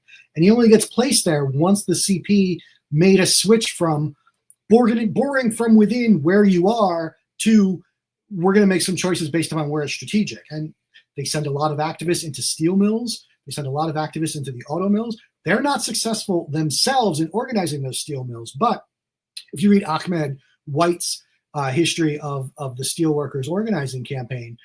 At the lowest points in the organizing in Little Steel, it was the veterans of the TUUL who were the ones who stuck with the meetings, stuck with the organizing, stuck with asking coworkers to sign cards. And that, I think, as much as it's tempting to denigrate the TUUL as a total boondoggle, there are parts of it where it's like, well, that wouldn't have happened otherwise. You know, and I'm not sure that you get to the strike wave of 1933, 1934 without some of this just jumbling everything up. Just, you know, shake up a paper bag with some dice and see what happens. Yeah, so obviously I do want to get to this, but the thing, you know, just because I want to make sure in the, you know, time that we have, and obviously we're not going to cover anything like all of this. Should read the book. There's an order link down below the square where you're watching us right now. But I do want to at least make sure that we hit, you know, some of the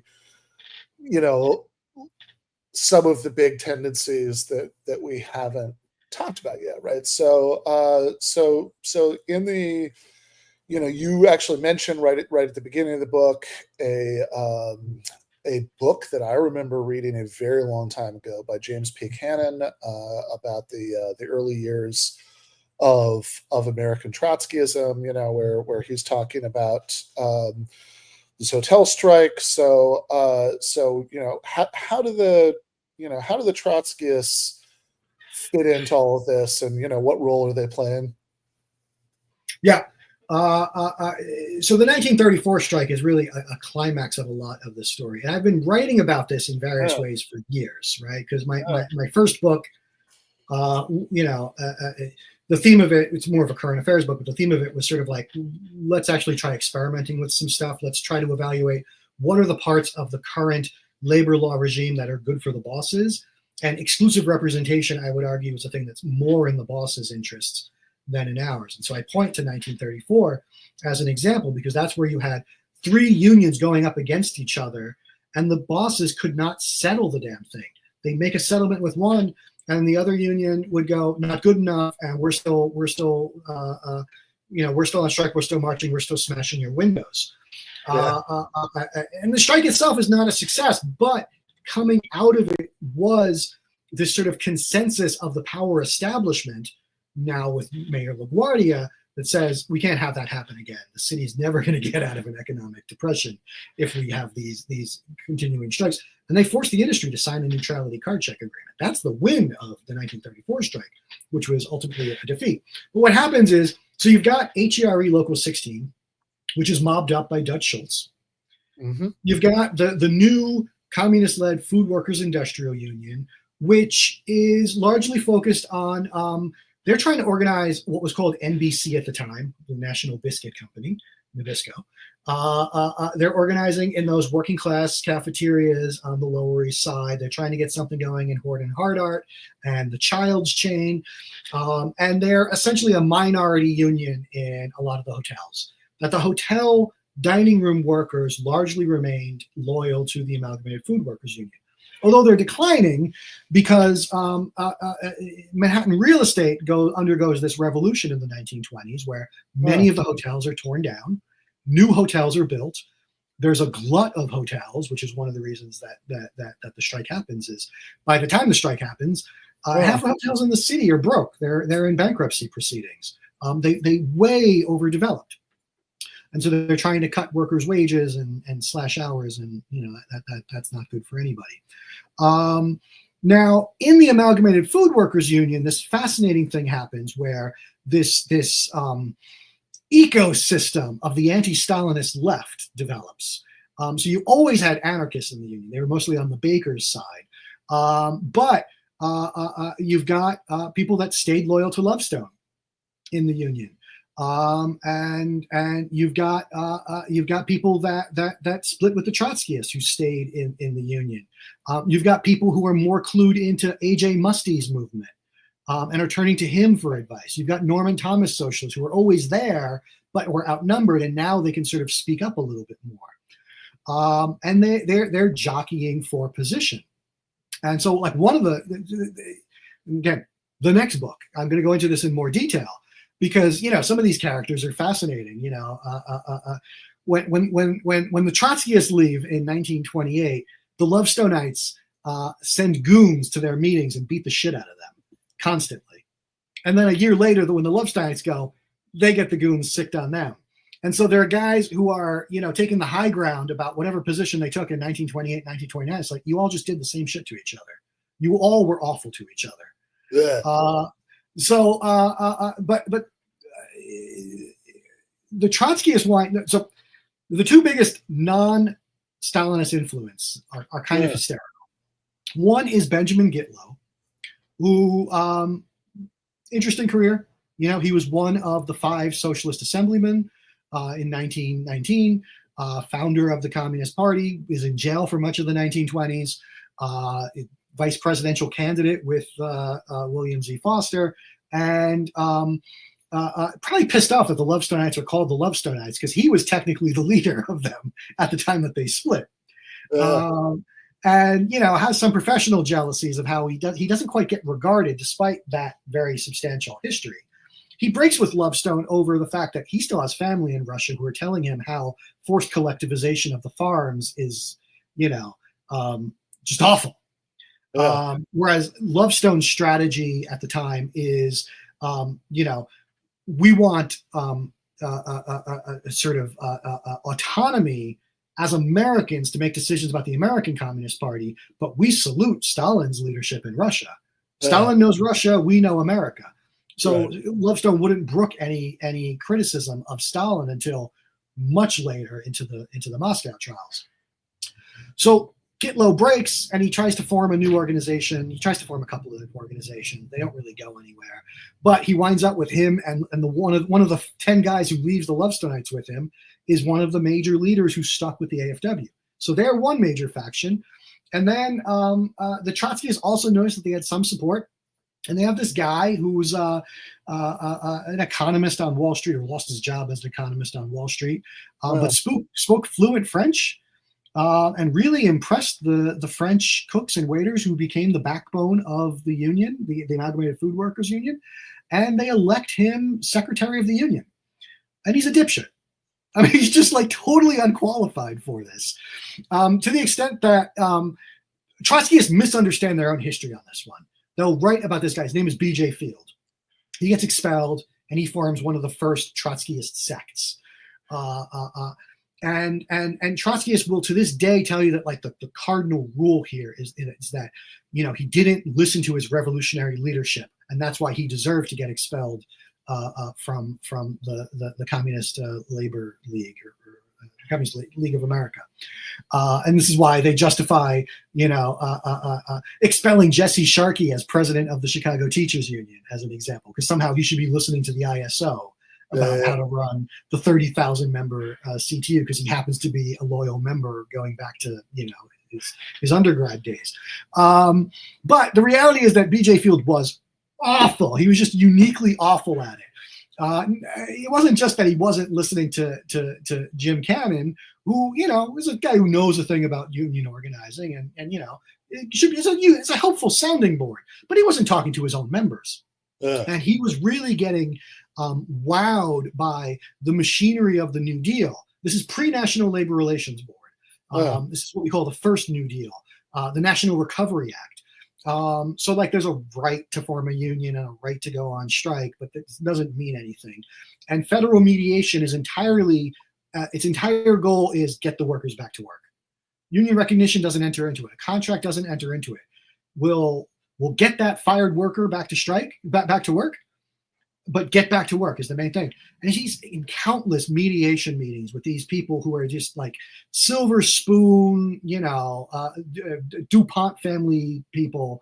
And he's not talking to his workers, and he's not talking to his Trotskyist League. Meanwhile, the communists and the Food Workers Industrial Union take full advantage of this because their leadership is the long-standing leadership of the AFW. They return to the scene and they're like, well, here's how Field is messing up. Here's what we should be doing instead. And everybody starts cluing into that. As Field is giving in to worse and worse settlement. I mean, he's negotiating like Lando in Cloud City. You know, the deal just keeps getting worse for him, and he keeps going back to his members to explain this is the best I can get. And the food workers industry union are like, well, we're going to march through the city and we're going to break all of the Waldorf's windows. People are like, that's a great plan. I like that plan for tonight.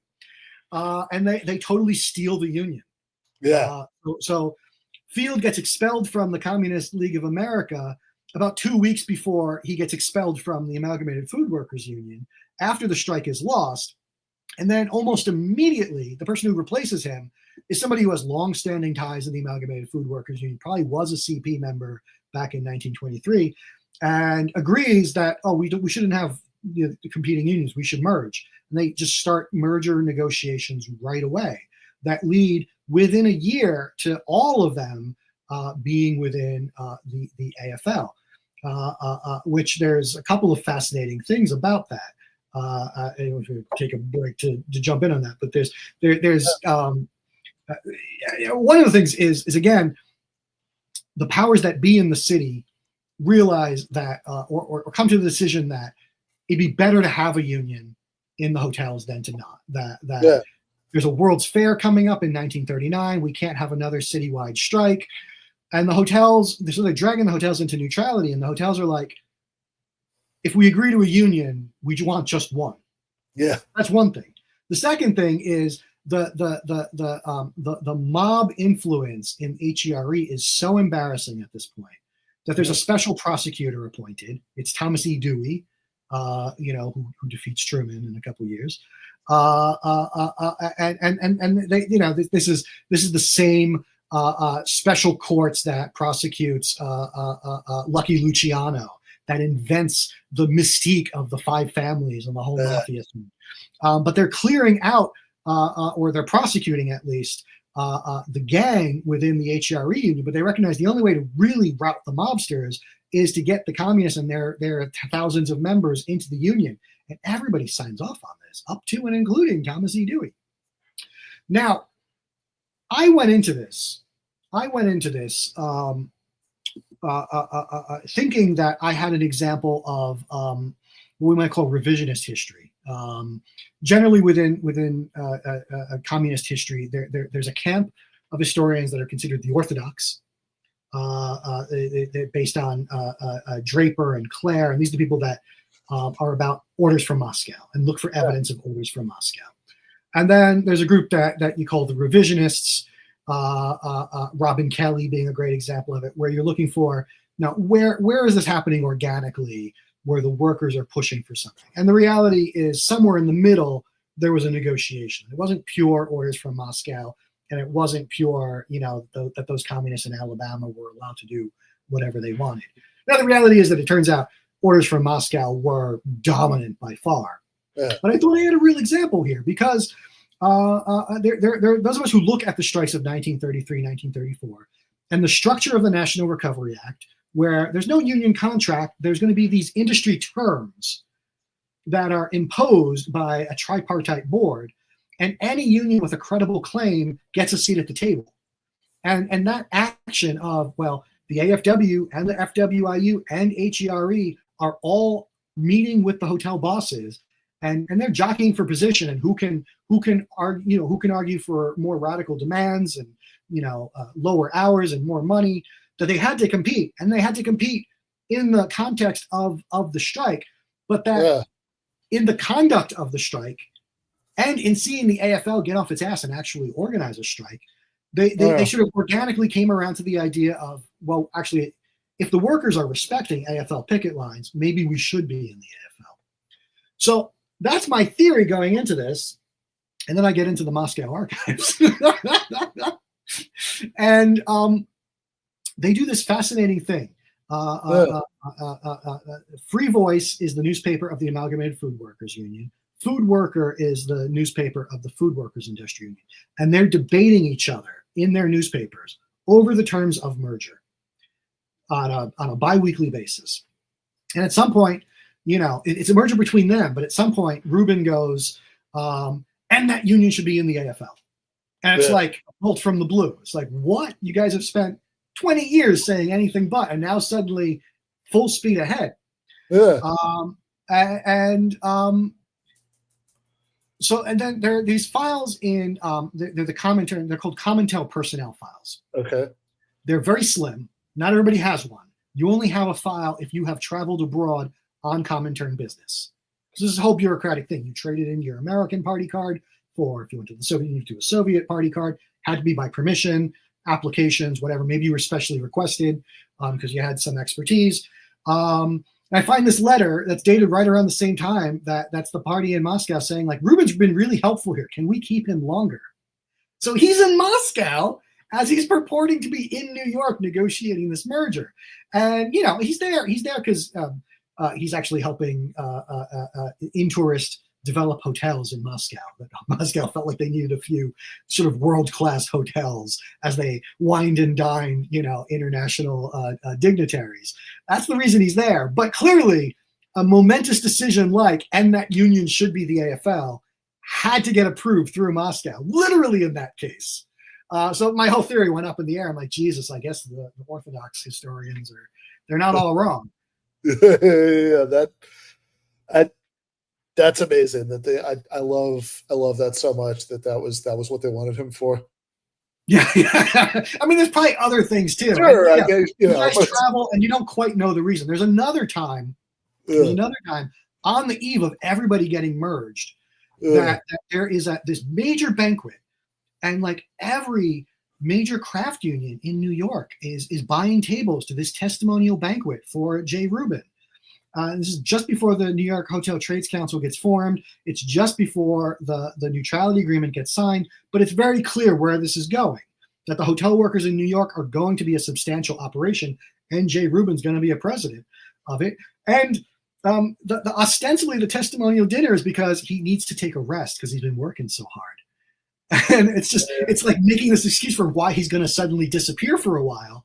And clearly, there's no documentation of even this trip, but clearly he's going to go back to Moscow because they're like, you're about to become a major big deal. We got to talk with you, man. Like, we need to make some plans here. That's great. Okay. So looking, you know, obviously it's a big story here. There are a lot of twists and turns. I mean, you know, my God, right? We were talking about the Communist Party. I mean, this is anybody knows their CP history. I mean, knows that there are like sort of several big shifts after this that we haven't even touched. Yeah.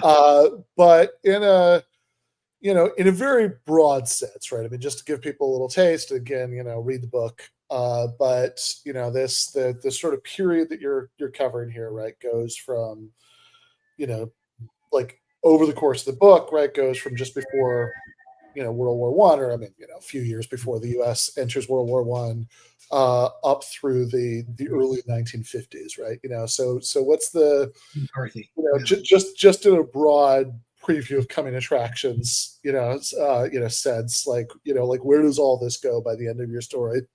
So I, you know, the organizing is important to me. Again, as a union organizer myself, I want to break down as much as possible as how they did the organizing, because they left good documentation, and some of it's fascinating. Some of it is, it's like you recognize it as this is how we organize today. Some of it is confounding.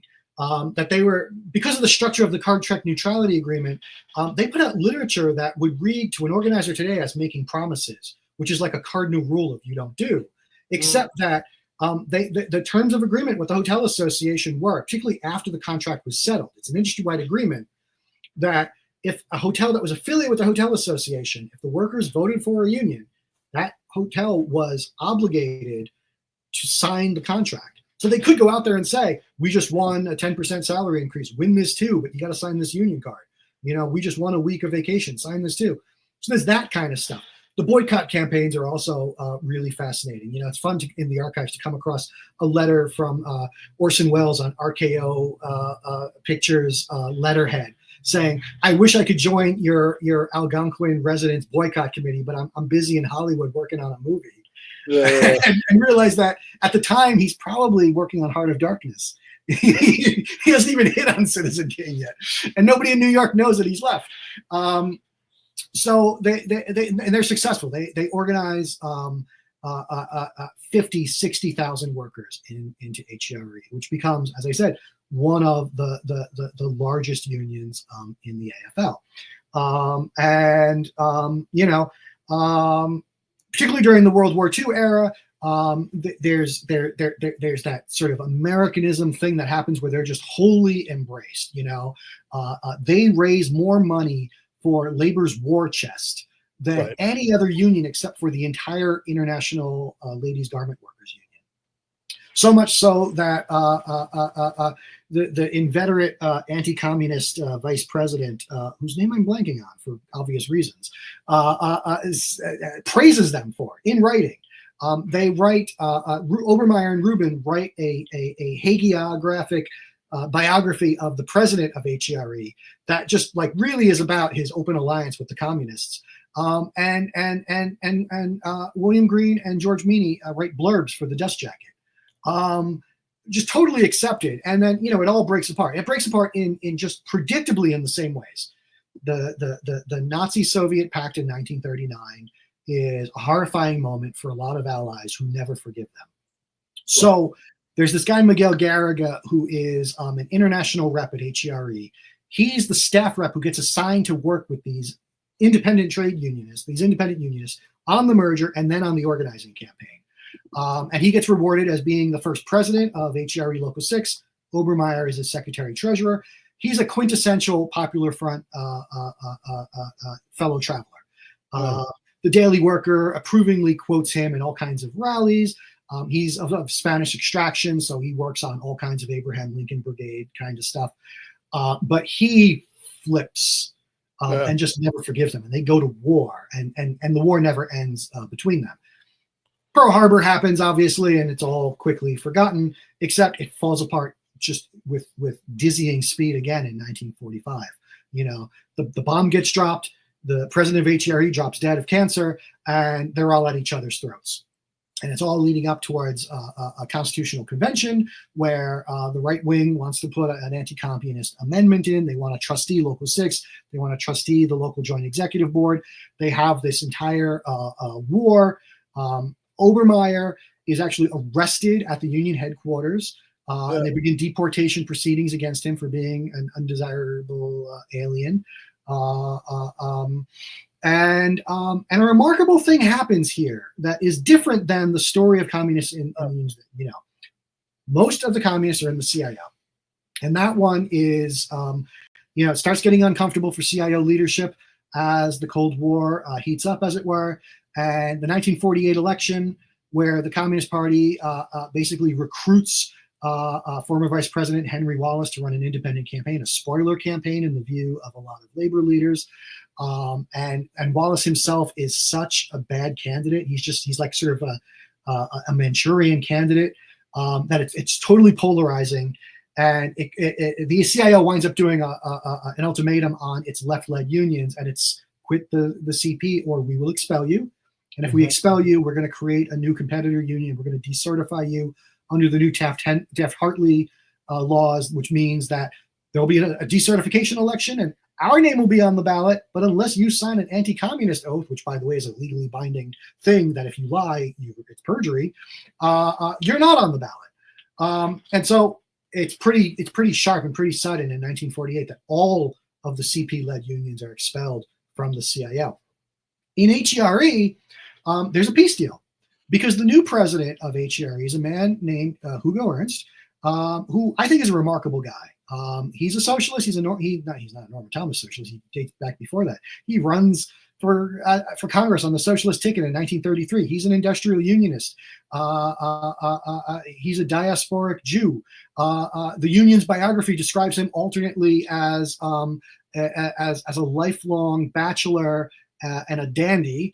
You can take that for what that means. I take it to mean that he was an outsider who had an appreciation for fellow outsiders, and had been an ally of the New York unionists, the Amalgamated Food Workers, going back to 1923, when he did a tour of the country, saw them go on strike at the plaza, and thought, these guys are great, they should be in our union.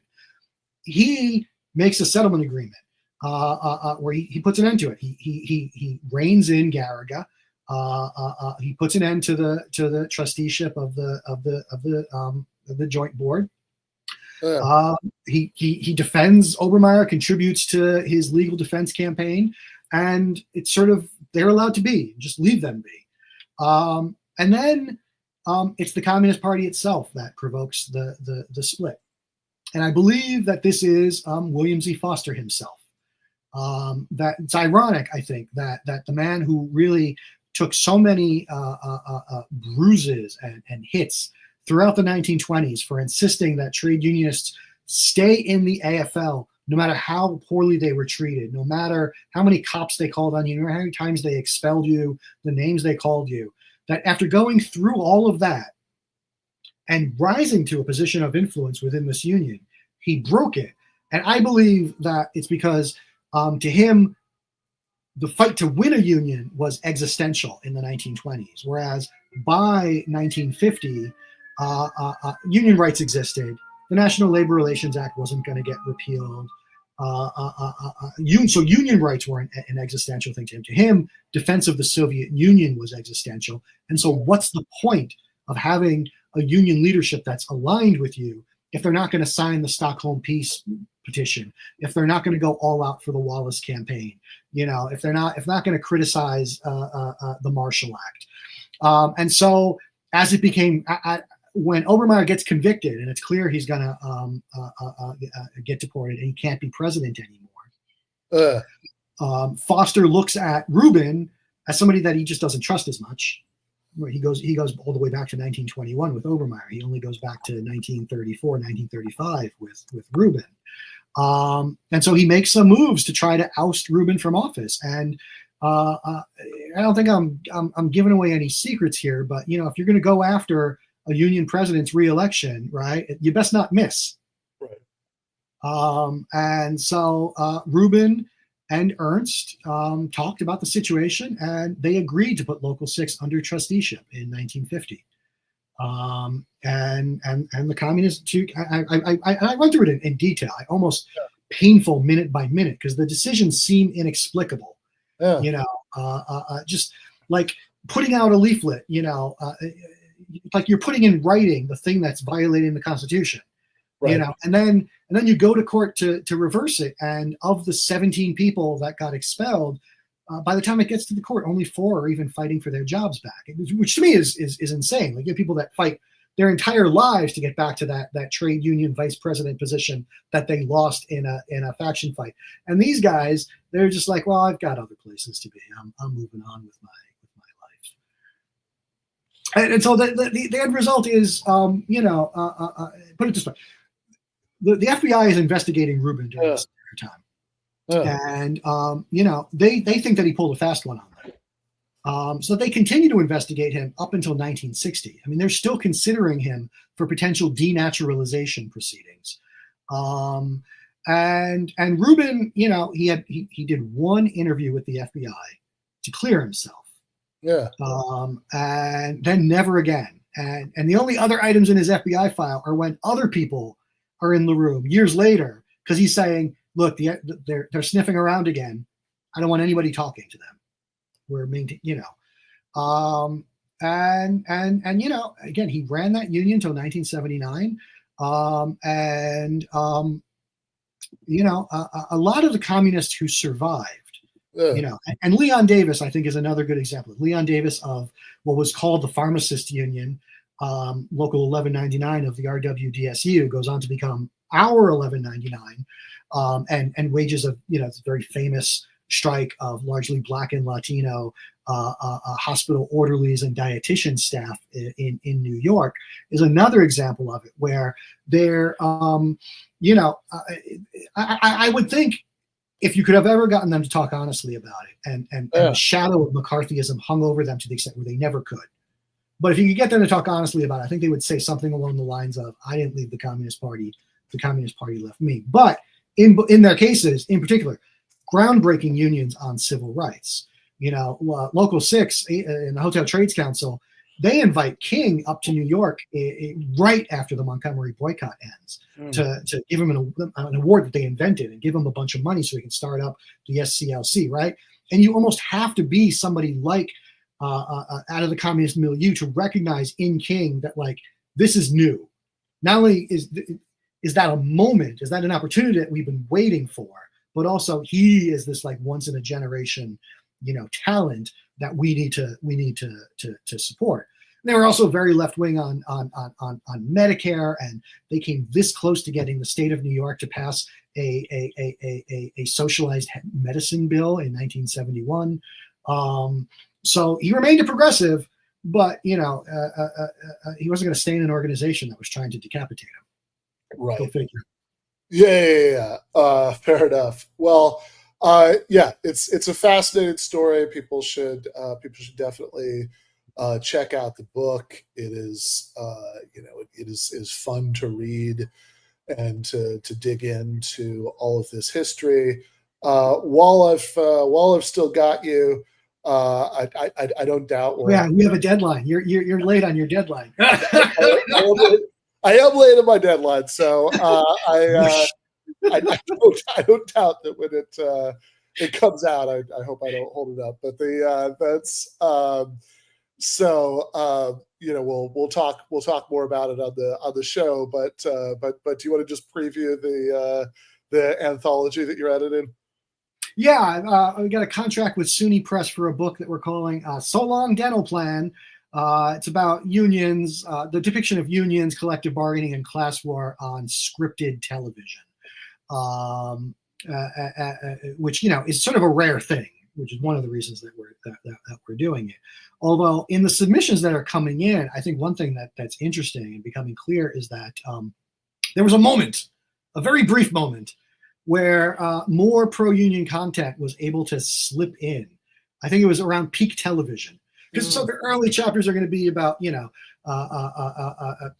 that strike episode of The Simpsons. Obviously, I write about the Sopranos, where there's unions, but they're all mobbed up. That the depictions of unions are frequently very, very conflicted or ironic.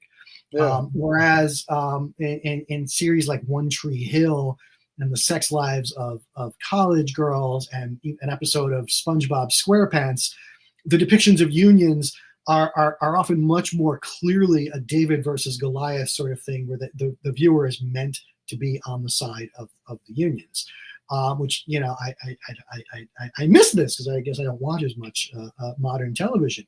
But I one of the conclusions I think that I'm coming to as I'm reading the submissions that have come in is that moment's over.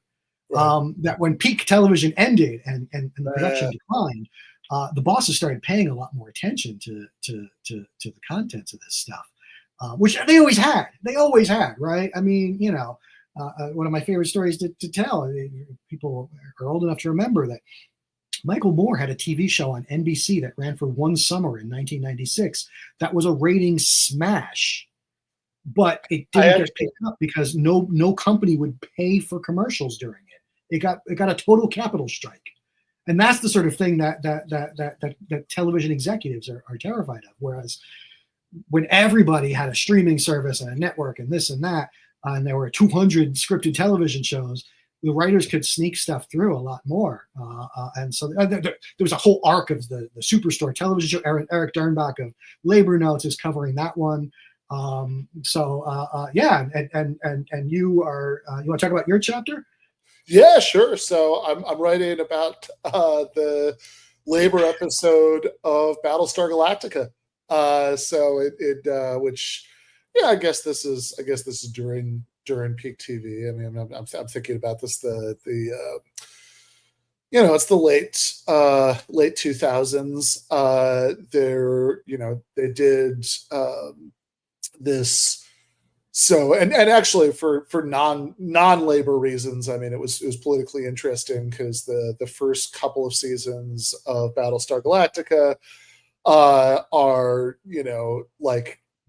feel like in this strange fever dream way, like this post 9/11 era where parable where the humans are like Americans and the Cylons the evil robots or whatever you want to call them, right? Because they clearly are physically fleshy enough that it's hard to differentiate them from humans. But the Cylons are like the terrorists. It's like like I said, it's kind of this like deranged fever dream of that, where it sort of feels like that's the symbolism, even though rather than America being this world spanning empire, it's this tiny thing on the run.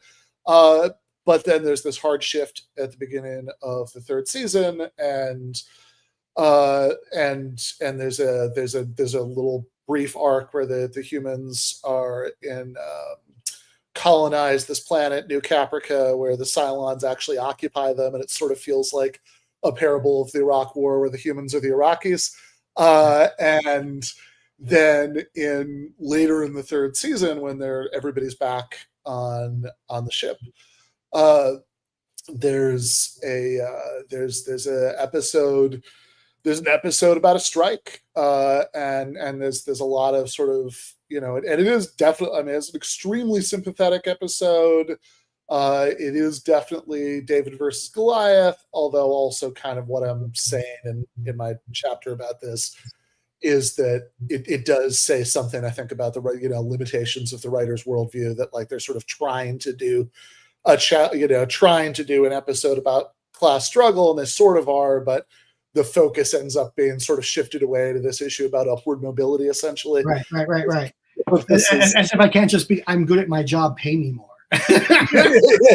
yeah, exactly. Right. It has to be that, like kind of, this is just a sort of deep problem with, liberalism, right? That, that you sort of can't conceptualize economic justice through any prism except for like people trying to advance to better things.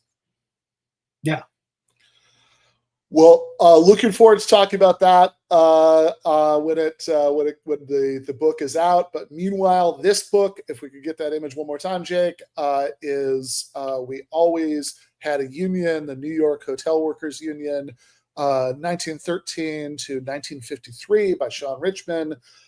There is a order link to the press that put it out down below in the episode description. I'm sure you can also get it at Amazon and all the usual book places. Go with my long-standing practice of people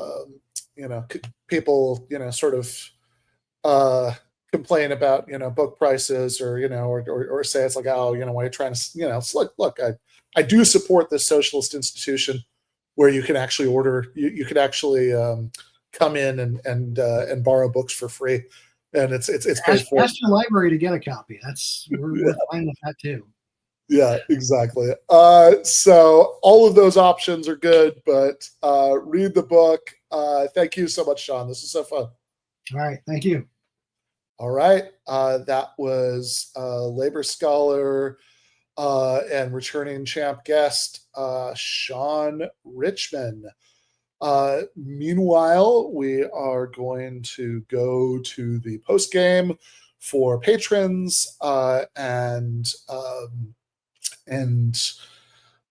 we are going to, after all of this sort of serious and substantive discussion of labor history, other than the part where I was talking about the labor history of the science fiction universe, because I'm a less serious person. But we are going to go to lighter fare. We are going to finish watching the Jordan Peterson thing that we've been watching for, I don't know, the last 10 years or so in post games. But it's possible that we can get through this tonight, and that part of our lives will all, that part of this era of our collective lives will come to an end where we're watching this video in the post game.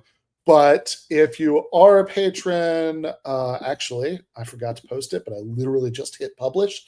So if you are a patron, you should have an email with the post game link in just a minute. Or if you're impatient, you can go to patreon.com/Ben Burgis and see it right there. I don't know how quickly it generates the email. If you are not a patron, you can go to the same place and become a patron. No time like the present. You get the patron exclusive post games after every regular episode. Sometimes you get early access to things. you get the Discord server, and most of all, you get our undying love and gratitude for helping to keep this thing going. And with that, we will see you in the post game in just a minute. I am going to, zip over to the restroom and reheat my coffee. So, give us a minute. But in just a minute, I will see you in the post game. Left is best.